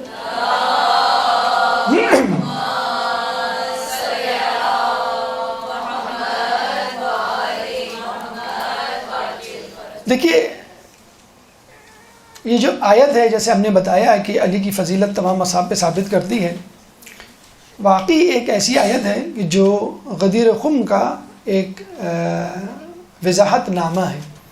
حاکم شام کے دربار میں ایک شخص بیٹھا ہوا تھا، تو حاکم شام نے کہا کہ تم علی پہ تبرہ کیوں نہیں کرتے؟ تو اس نے کہا کہ علی کی 3 فضیلتیں ایسی ہیں کہ جن کی وجہ سے میں ان پہ تبرہ نہیں کر سکتا. ایک فضیلت وہ ہے جو آیہ مباہلہ میں اللہ نے انفسنا ان کے لیے لفظ استعمال کیا، اس لیے میں وہ ان پہ تبرہ نہیں کر سکتا. یہی وہ سچے ہیں کہ جب انہوں نے دعوت تبلیغ کا اظہار کیا، اپنے آپ کو رسول ظاہر کیا، تو اس سے پہلے وہ صادق مشہور ہو گئے. یہی وہ سچے ہیں جب انہوں نے اپنا فقہ مدون کروایا تو اس کی تدوین سے پہلے صادق مشہور ہو گئے. اور الحمدللہ اللہ کا شکر ہے کہ ہم پہلے صادق کو بھی مانتے ہیں، دوسرے صادق کو بھی مانتے ہیں. پہلے صادق کو مان کر ہم مسلمان کہلائے اور دوسرے صادق کو مان کر ہم مومن کہلائے. تو ان سچوں کے کونوا مع الصادقین کا کیا مطلب ہے؟ انہی صادقین، ان 2 صادقین کے ساتھ آپ شامل ہو جائیں، اہل بیت کے ساتھ شامل ہو جائیں کہ جنہوں نے واقع مباہلہ میں گواہی دی. اگر رسول اللہ چاہتے تو ابناءنا، بیٹوں میں جب ان کا کوئی بیٹا نہیں تھا تو کسی کو بھی لے جاتے. حقیقی بیٹے تو نہیں تھے، وہ تو نوازے تھے، بتانے کے لیے کہ یہی میرے بیٹے ہیں، انہی سے میری نسل چلے گی. نساءنا میں تو اور دائرہ وسیع تھا، عورتوں کو لاؤ، بیٹی کا لفظ نہیں استعمال کیا. تو عورتوں میں ازواج تھیں اور دیگر لوگ بھی تھے، کسی کو بھی لے جاتے، گھر کی عورتیں کہہ گئے. انفسنا میں تو اللہ نے حد کر دی، یہ نہیں کہا کہ اپنے بھائیوں کو لاؤ. دیکھیں ترتیب یہ ہونی چاہیے نا، بیٹوں کو لاؤ، عورتوں کو لاؤ، یا بیویوں کو یا بیٹیوں کو لاؤ. کوئی لفظ استعمال ہوتا بیویوں کا، عورتوں کا، اور اس میں آگے بھائی کا لفظ استعمال ہوتا بیٹوں کے بعد کہ تم اپنے بھائیوں کو لاؤ. انفسنا کا لفظ استعمال ہوا، یعنی تم اپنے نفس کو لے کر آؤ، جس کو تم سمجھو تمہارا متبادل وزیر جانشین وسیع وارث ہوگا. تو رسول چاہتے ہیں لاکھوں اصحاب میں سے کسی کا بھی انتخاب کر لیتے، فقط وہ حضرت علی کا انتخاب کیا، بتلانے کے لیے کہ یا تو میرا کام میں کر سکتا ہوں یا علی. مباہلہ جب ہو گیا تو عیسائیوں نے اشارہ کیا، ہاتھ ہلائے کہ ہم آپ سے بات کرنا چاہتے ہیں. تو رسول اللہ نے علی سے کہا کہ جاؤ بات کرو، یہ جن شرائط پہ بھی بات کریں تم جیسا سمجھو صلح کر لینا، تم جیسا سمجھو ان کی بات مان لینا. یہ نہیں کہا کہ مجھے آگے بتاؤ. تو حضرت علی گئے، انہوں نے پھر کہا کہ ہم اتنے 1000 جوڑے دیں گے، اتنی زرے دیں گے، اتنے تلوار دیں گے، اتنے گھوڑے وغیرہ دیں گے ہر سال. تو حضرت علی نے کہا کہ میں نے اس بات پر صلح کر لی. رسول اللہ نے کہا کہ تم نے بالکل صلح کی. تو یہ ہے علی کی فضیلت، جس کی وجہ سے غدیر خم میں رسول اللہ نے ان کو من کنتو مولا ہو فہذا علی مولا کا مصداق قرار دیا. آخر میں کلام آخر کے طور پہ ہم نے جو کہا تھا کہ صحت اور تعلیم کو پکڑا ہوا ہے عیسائی دنیا میں. ایک تیسری چیز کو آج کل پکڑا ہوا ہے، امیگریشن. باقاعدہ مسلمانوں کے لیے خصوصی طور پر امیگریشن کے دروازے کھول دیے گئے ہیں. یورپ، کینیڈا، امریکہ، دوسری جگہوں پر باقاعدہ بڑے بڑے پادری ان کو ریسیو کرتے ہیں اور ان کو وہ ویلکم کہہ رہے ہیں. کل کی خبر ہے، اس درس کی تیاری کے بعد ہم نے کلک کر کے دیکھا کوئی کرسچن ورلڈ میں کوئی خبر، تو اتفاق سے کل کی خبر ہے کہ پوپ فرانسس 4 اس وقت جو پوپ ہیں، انہوں نے کہا ہے کہ ہم عنقریب مسلمانوں سے ڈائلاگ کریں گے. ارے بھائی کس بات کا ڈائلاگ؟ مباہلے میں آپ ہار چکے ہیں. وہ ڈائلاگ کریں گے ان لوگوں سے جو مسلمانوں کی حقیقی نمائندے نہیں ہیں، جو دہشت گرد ہیں، جو ایکسٹریمزم کو پروموٹ کر رہے ہیں، ان سے محبت کریں. یا پھر ان لوگوں سے کریں گے جن کا دور دور سے اسلام سے کوئی تعلق نہیں ہے، ملحدوں سے بات کریں گے اور ان کو قائل کریں گے کہ تم وہ عیسائیت کے قریب آ جاؤ، یا کم از کم ہمارے خلاف جو جنگ و جہاد ہے وہ چھوڑ دو. دجال جب آئے گا تو روٹیاں دے گا، ایمان خریدے گا. تو فی الحال روٹی کا نام امیگریشن ہے. جو لوگ مغربی ممالک موجود ہیں اگر وہ جا چکے تو کوئی بات نہیں، آپ وہیں پر امام کے لشکر کو ترتیب دیں، کیونکہ امام کی نصرت کے لیے کسی فقط ایک جگہ سے، ایک کونے سے لشکر نہیں آئے گا، دنیا کے کونے کونے سے ان کی مدد کے لیے، ان کی نصرت کے لیے ان کے آوان و انصار آئیں گے. اللہ تعالیٰ سے دعا ہے کہ ہمیں عید مباہلہ اور عید غدیر کا پیغام حاصل کرنے کی توفیق عطا فرما، اہل بیت کی پیروی کرنے کی توفیق عطا فرما، امام کے ظہور میں تعجیل فرما اور ہمیں ان کے انصار و اعوان میں شامل فرما. ربنا تقبل منا انك انت السميع العليم وتب علينا انك انت التواب الرحيم برحمتك يا ارحم الراحمين. اللجل اللجل يا مولا اللجل اللجل اللجل اللجل اللجل اللجل اللجل يا صاحب السماء اللجل اللجل اللجل